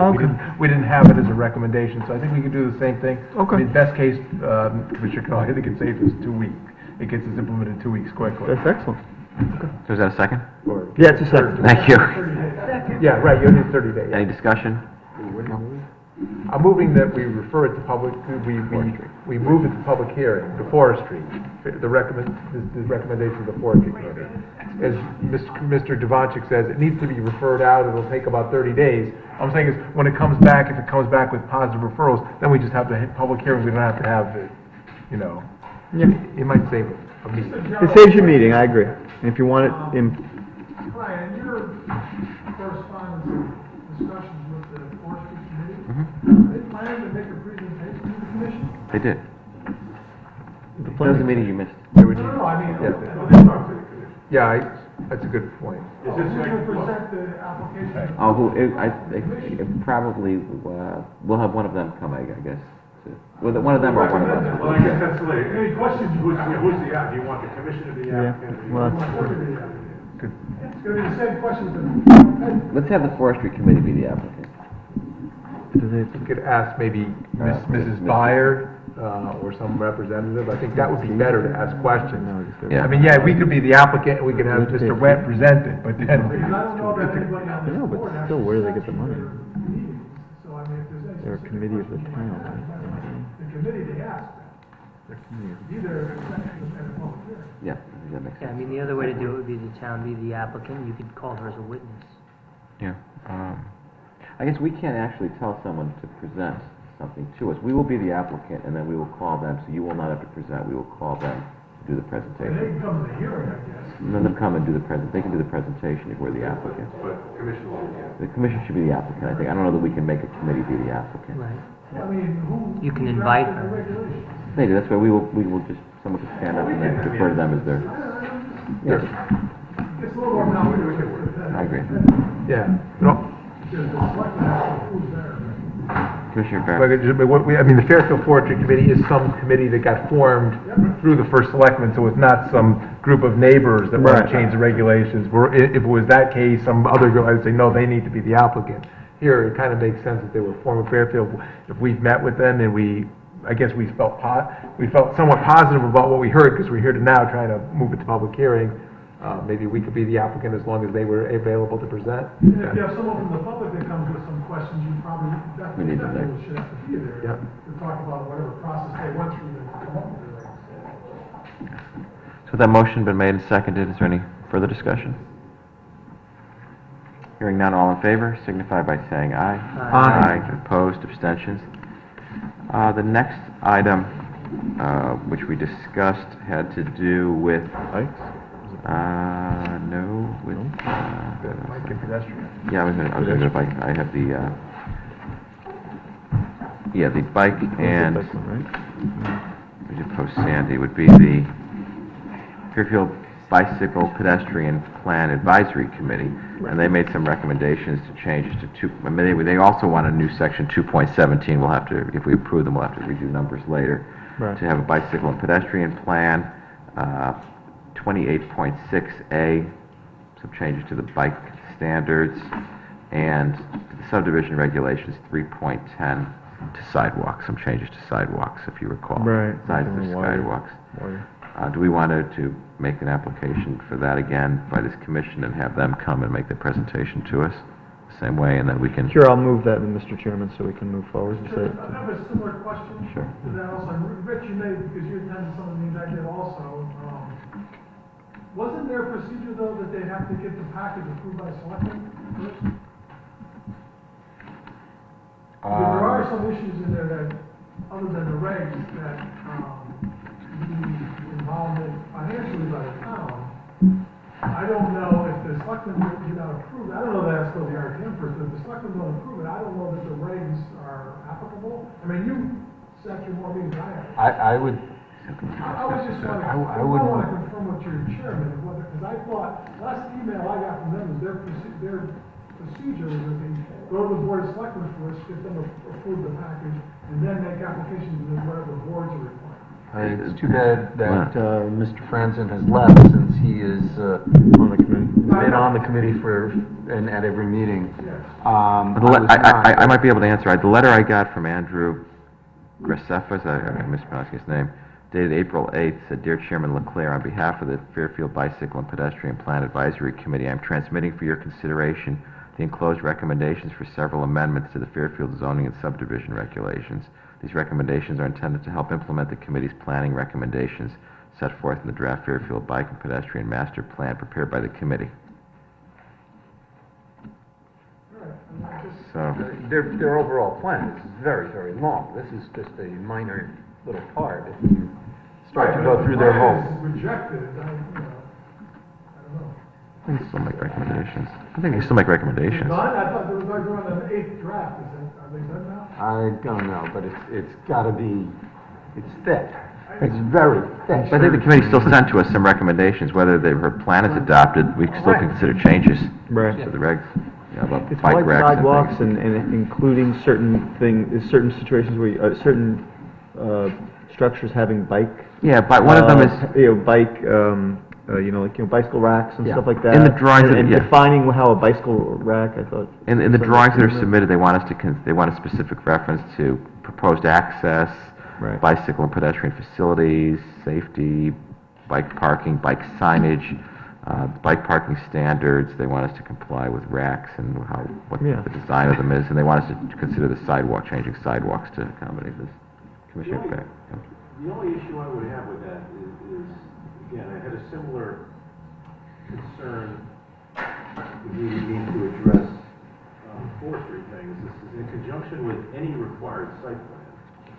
I think we need to clarify that a little bit. I mean, we get site plans in-house for house additions. I mean, I don't think, obviously, we're not looking at bicycle pedestrian plans for residential property, but. You are correct. That's what the whole argument, remember that was what we were talking about, remember that, bike plans, that was what we were worried, it was. Yeah, so We're I talking mean, you about. want, we could have a public hearing and tweak the language then and get any Exactly. questions and public input. I mean, you know, with the consequences that if it was anything other than commas Yeah. and punctuation, if we found some changes to it, we would have to go back again. One other point I'd make, not to bring up a closed application now, but just, there was a discussion I heard a half hour ago, less than a half hour ago, that relates to 2.17A, I think. Right. You know, I mean, it's talking about more than bikes, it's talking about safe ingress and egress Right. for pedestrian traffic. Yeah.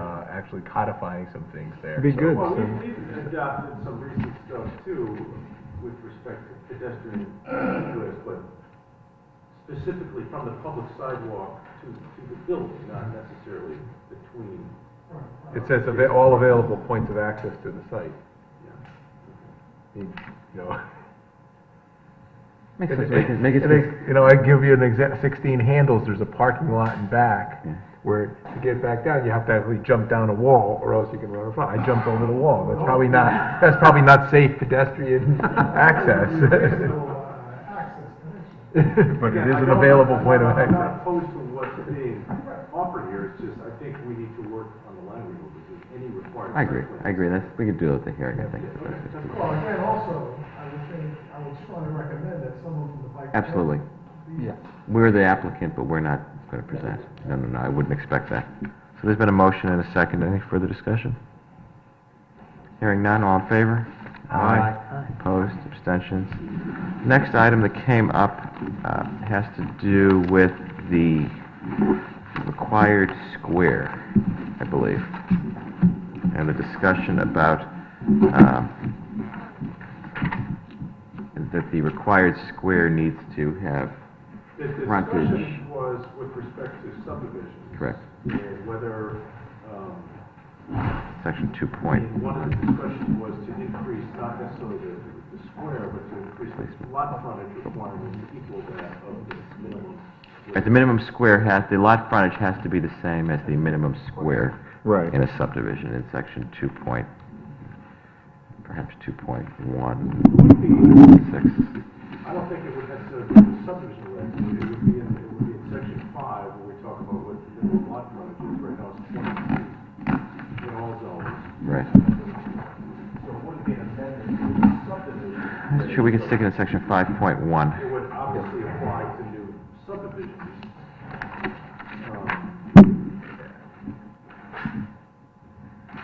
That's probably a better location, 5.1. No, Variance. start with this, you can, and this is a good way to kill, this is the, we'll deal with the pie-shaped lots, which will reduce the total I mean, intensity. to actually move this Yeah, to public hearing, we need to have the section identified and the Yeah. words codified before we Yeah. can do that. I mean, maybe, you know, the point here is to try to figure out, maybe the staff can help us. If we don't have the section of the words, we're not ready for this yet.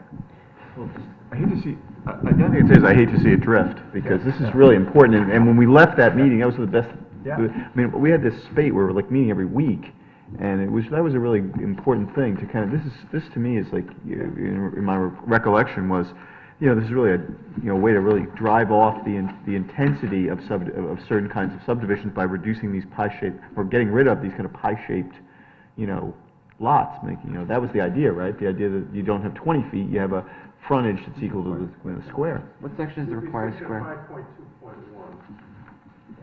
I mean, I don't think this is any less, I mean, as long as we lock in where we're Let's going. identify the section, so section Sorry. 5.2.1. That's 2. It should be like 5 words. Yeah. I agree with you. I think that you can lock it down and move it to public hearing. That's what we're doing. We're just going to give you the section right Great. now. I mean, the minimum, where the frontage is, it's not really the minimum square, it's where the front, it talks about the frontage. Right. The minimum square is at 5.1.1. This is restriction on the Frontage, right, so you're thinking 2 points. Right, I understand that, but it's gonna play, section 2.7 also talks about.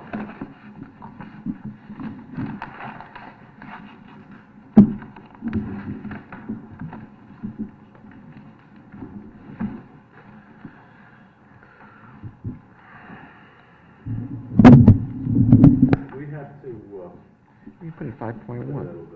We can put in 5.1 as to the minimum required, a sentence to the effect that the minimum required square, the size of the minimum required square shall be that the frontage of the property shall be no less than the size of the minimum square required on the lot. right, I agree, it's an easy fix to 5.2.1, but you gotta look at section 2.7. It talks about no lot shall be used for building unless such lot has a frontage of 20 feet or more in width to an approved public street, which is everywhere 24 feet with not more than one dwelling, shall be required 20-foot frontage, easement or right-of-way shall be such character. We have recommendations for 2 weeks from now, then. Not that long ago to require that within that frontage, they have to demonstrate that you could actually build a driveway there. So we'd have to redo section 2.7 as well.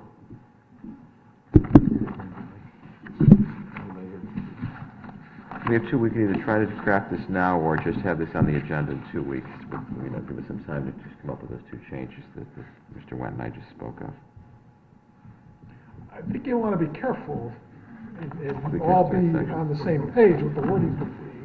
I would, personally, from the staff perspective, I would prefer the latter suggestion is to get you some language that we could formally vote on the next agenda. Okay, I think it's our, let's maybe do that. Let's have that. Mr. Wagner? Well, there were two other things in the square that had come up. One was whether the definition of building on all aspects of the square included drainage developments, items of drainage that were shown on the map.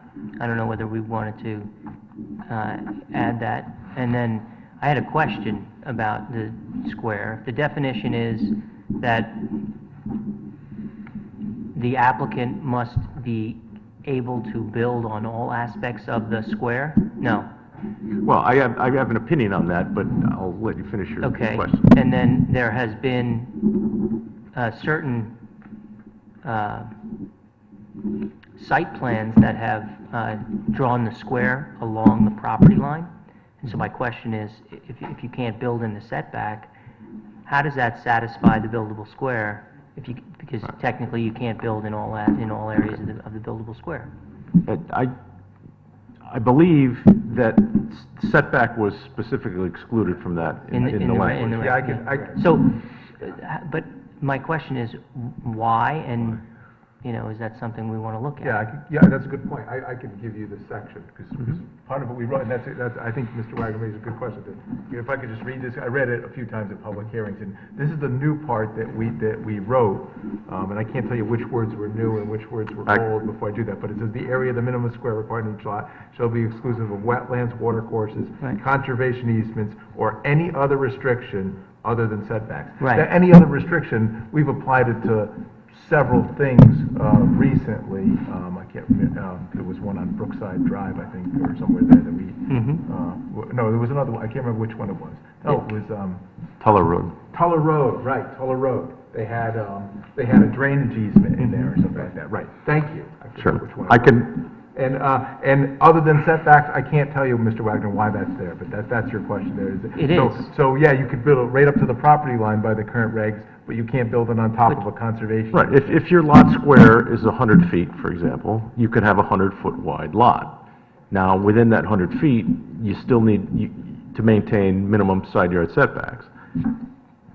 So that's why, exclusive of setbacks was included in that language. Remember what the original intent of the lot square was? It wasn't to determine the amount of property that can be developed, it was to shape your lot.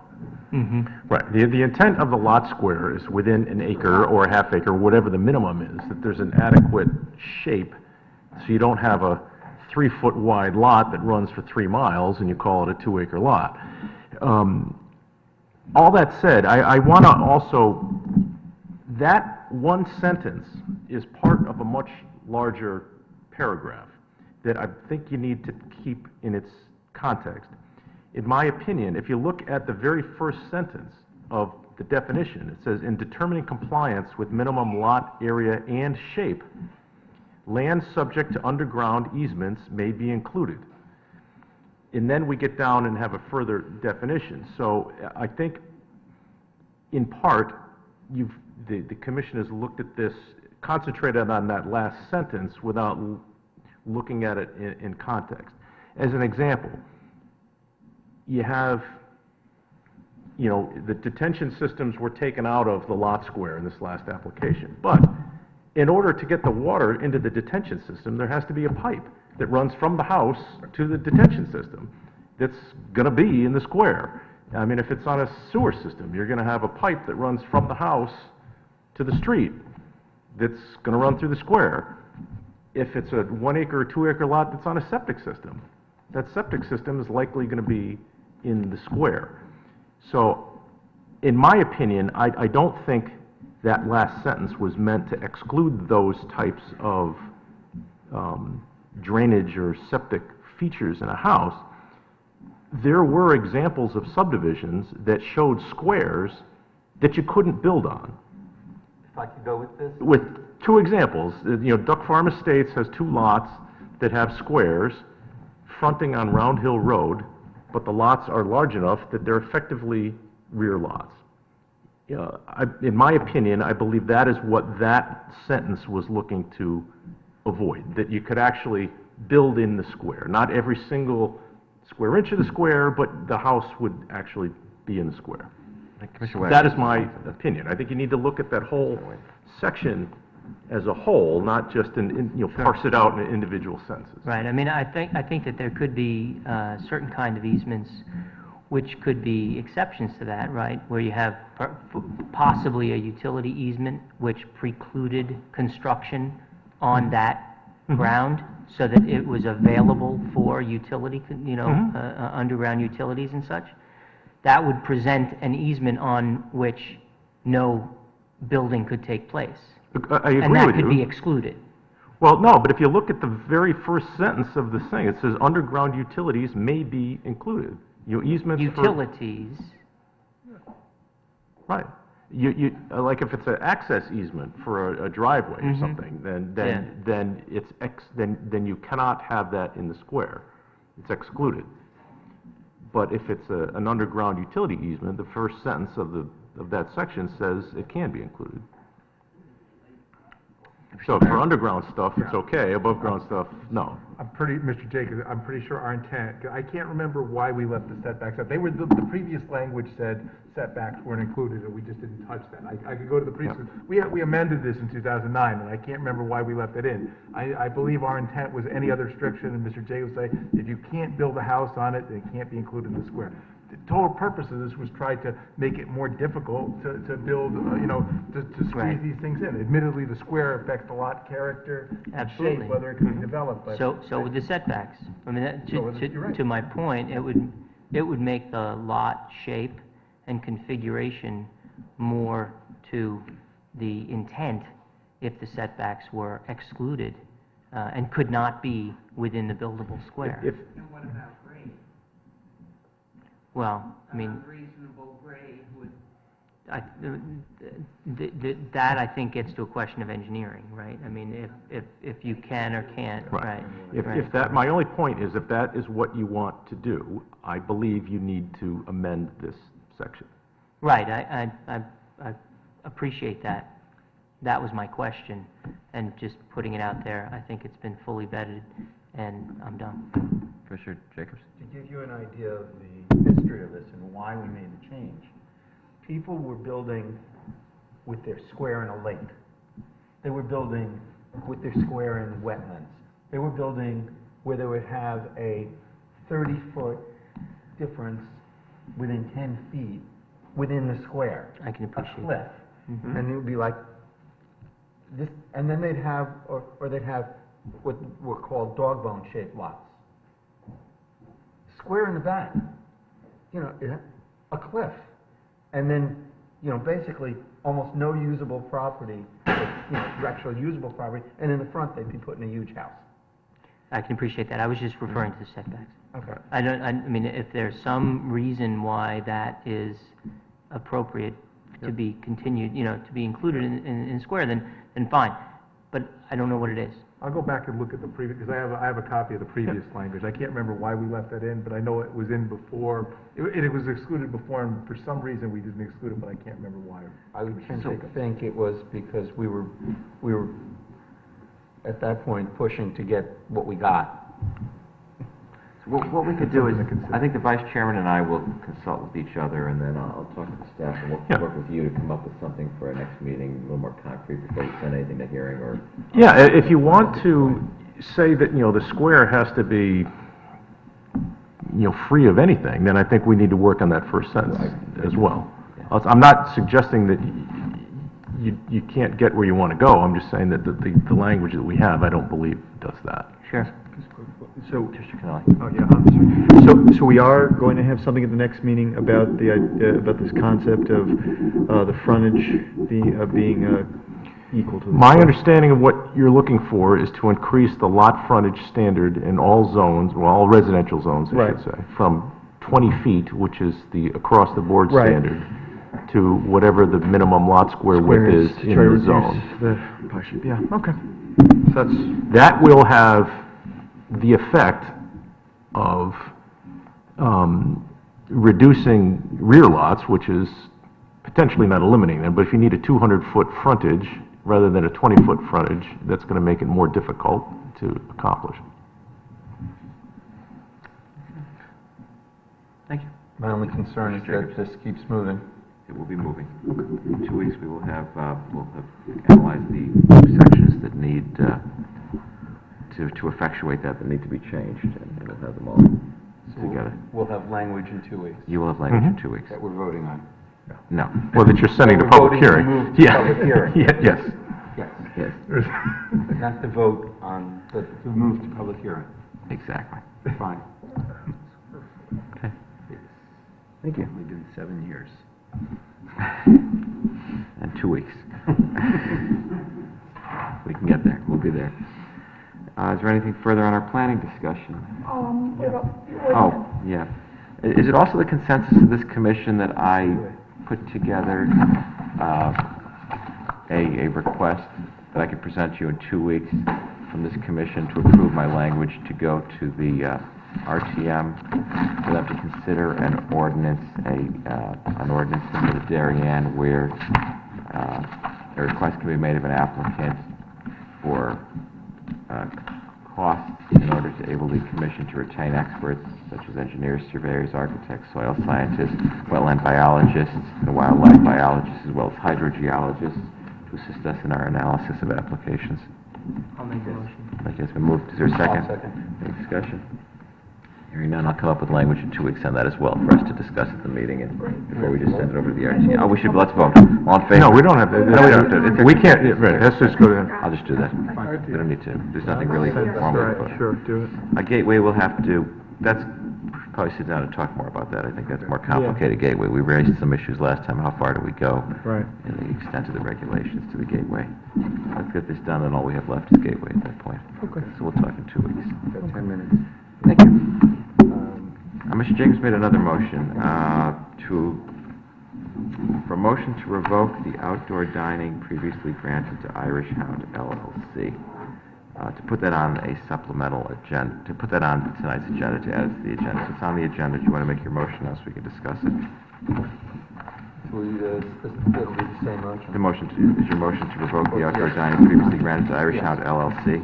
Is there a second?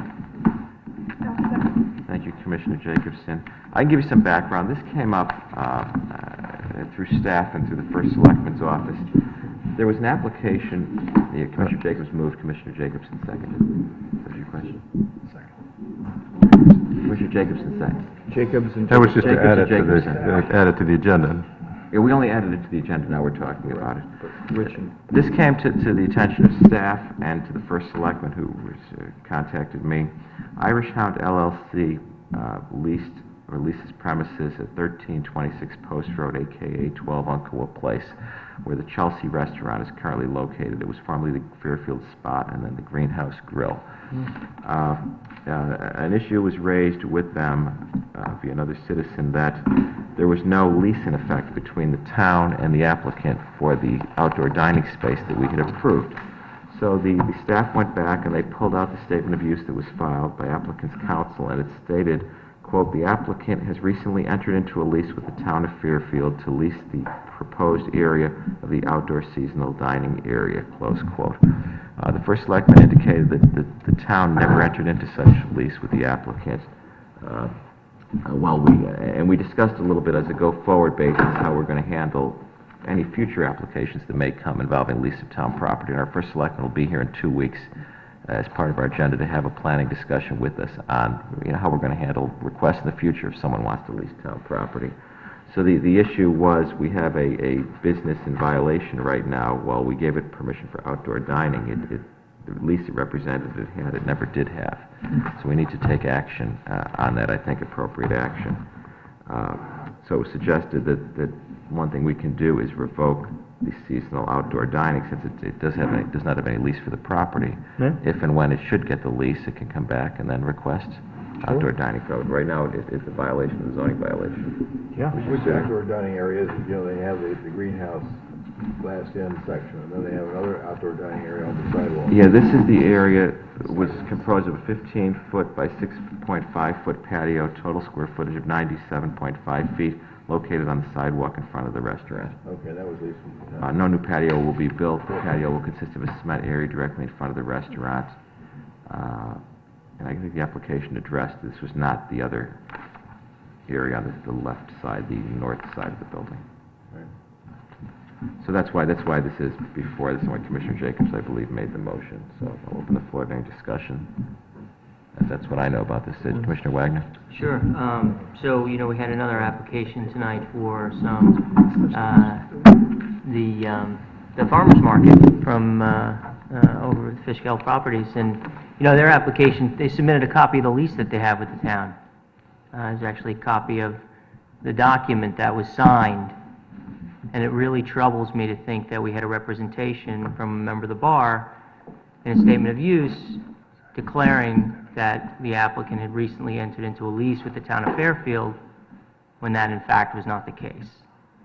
So I think it very important that we revoke the authorization that was previously granted, and we find out some information about how this happened.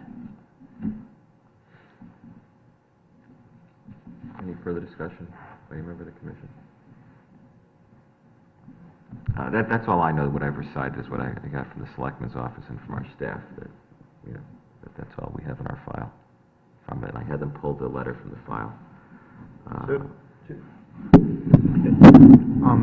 So to understand this, basically they're getting the benefit of the outdoor dining without paying or being any, really holding the property, or even paying for it, even because there's, in a lease, you would pay something to the town. That I was Right? advised by the town that no lease was ever signed, so I would assume that there was monetary consideration in a lease with the town. I don't know, but there's no lease, even if it's for $1. So it's not their There's still property no. to use?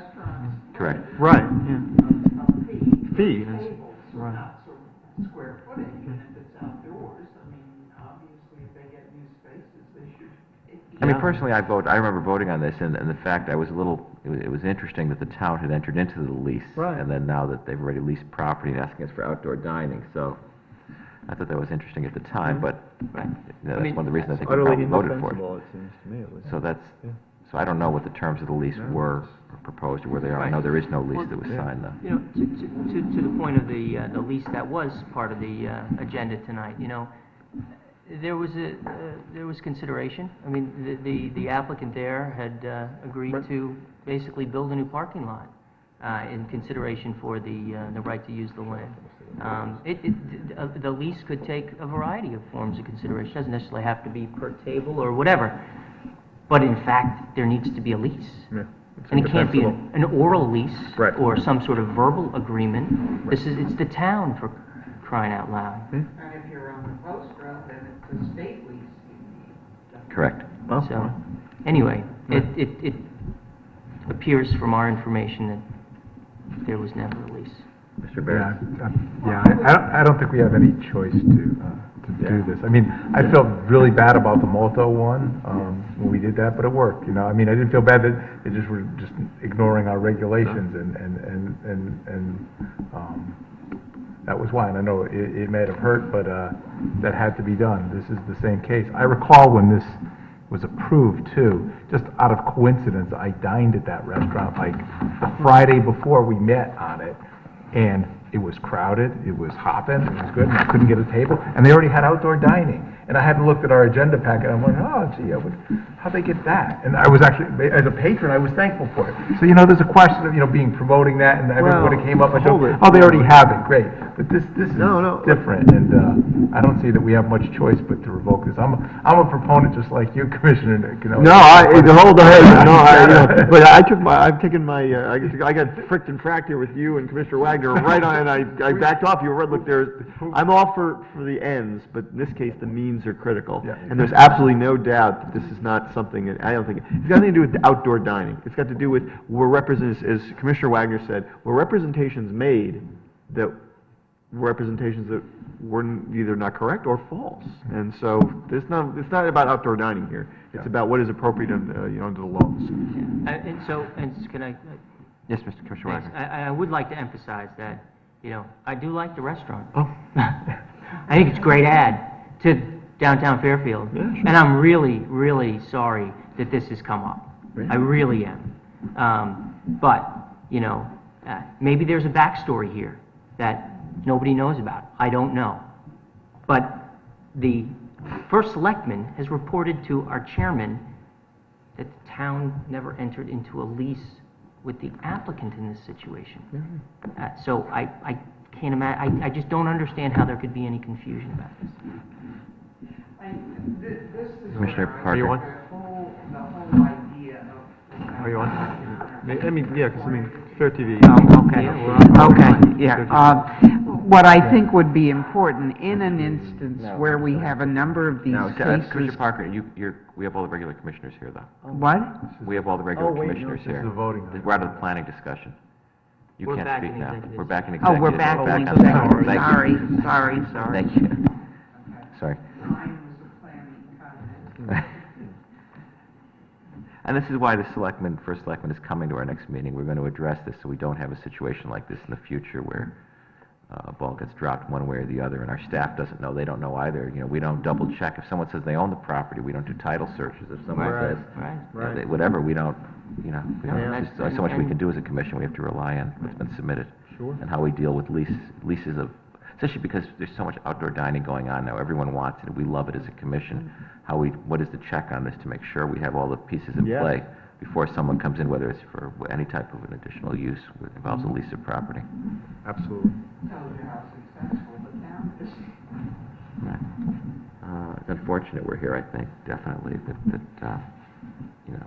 but I don't know we have any choice. We have a business that does not have a lease, and we've approved something we probably shouldn't have, since there is no lease, to use the property. And we're going to have other businesses. This is a very slippery slope we're on, and other businesses have commented on this, and that alerted our staff, so that becomes a problem. So is there any further discussion by any member of the commission? One final comment. Commissioner Wagner. If there is an argument that no lease was necessary, then the representation shouldn't have been made in the first place.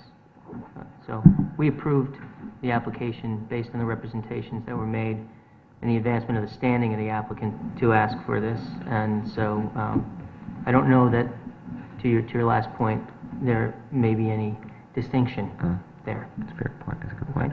Good. Thank you. Any further comment?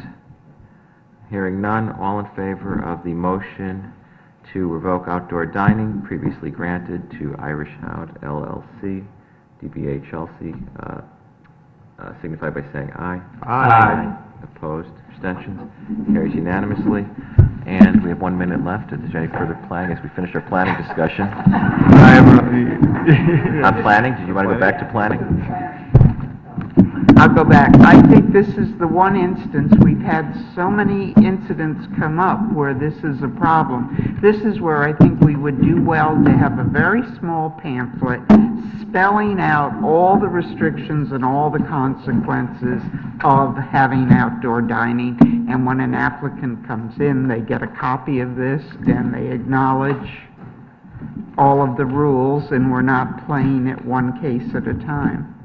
Does that make any sense, or? I think the staff has the letter. You notify folks when we approve. You have a standard letter reminding them of what they're supposed to do. Yeah, and it goes out with the annual renewal as well, and we track down there are a number of, there were 2 or 3 that were notified where they had signs facing outward, and we visited them with, hand-delivered those letters, tomato and basil being 1, wild rice being 2, and the next day they were I think Malto has an issue with Malto had one where they recently, they moved their, the explanation I got there is they periodically take everything off the patio to power wash it, and when they put it back, one of the panels was put back facing outward.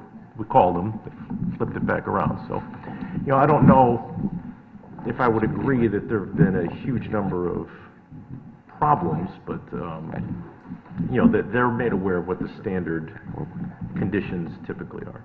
And I think you have to handle it somewhat on a case-by-case basis, because outdoor seating is something a little bit different than when you're dealing with patron area in a building inside an enclosed area. It's going to be unique, and that's what makes some of it acceptable and useful. So I don't know that you want to standardize it too much so that you're not having to change your regulation every time something comes along that you like, but your regulations don't meet. So, I mean, you kind of want the flexibility, I think, especially with outdoor seating. With that said, this whole situation having to do with another body having to approve something is, needless to say, very unique. Most of these things, if not all of them, are private property. The only other ones that have any kind of agreement with the town of Fairfield through a lease agreement are actually on town property, Centros, and then what used to be Tommy's, whatever it's called now. But that's, again, very unique situations, very easily maintained, and the bottom line is, we're talking about public property. If there's no lease, regardless of whether, absolutely, it's violation of zoning, but it's trespass. It's just, regardless of whether or not you issue a permit or not, the police could tell them to leave the space, or we could tell them to move the tables, which is essentially is what's going to be done. So it's a very unique situation. I don't anticipate, and I've told this to the first selectman and to Brian, I don't anticipate a lot of these types of applications anyway, because I don't see the town wanting on a large basis leasing a lot of their sidewalk space. And that's where the first selectman's coming. He wants to have a dialogue with us about, you know, our vision, and he actually had an excellent idea he's going to present that he and I talked about, where before the town, I think, enters into any leases, you know, it will negotiate leases, perhaps for town property, for outdoor dining, but almost on a binder, if you will, format, where the town will agree to lease you up to so much property at X dollar consideration, subject to you getting approval of the town Plan and Zoning Commission. So it will then come to us as the final arbiter to make a decision, do we want the outdoor dining, number one, and do we want it that far on the sidewalk, or that wide in front of the business? We can then approve it or deny it. Should we approve it, or any, you know, however, whatever we approve would then be subject to the applicant signing the lease with the town. So I think it's a good check and balance, so that we don't have the selectmen, you know, essentially approving a lease that we're, you know, now bound with, if you will. Should we approve it? It gives flexibility for us to make those outdoor dining decisions as a planning and a zoning commission. Well, yeah, I mean, I appreciate that outreach and the dialogue, but it could work the other way around as well. I mean, he could get into dialogue or conversation on an executive level, subject to the TPZ approving Exactly, that's the what he's use, talking to, right? You know, right. I mean, yeah. So. Yeah. We just need to be careful that someone doesn't get a preliminary agreement with him and then come to us and say, Well, you have to approve by right, because we have an agreement now. No, that's my point. Yeah, but there will be no, his point is... They cannot override the Can't planning do zone. that. Yeah, and he But will as not a make matter any, of law- they will make no agreements. Right, and as a Before matter we of approve, law, no he formal wouldn't be able to agreements. do that anyway, so. And they don't want to lead businesses down the path thinking they've got something when they don't. So we can make, it's a more efficient way and a fair way, I think. So he'll talk more about that, I think. We'll have a good dialogue next week, 2 weeks. There being nothing further on the agenda, we will stand in adjournment for 2 weeks.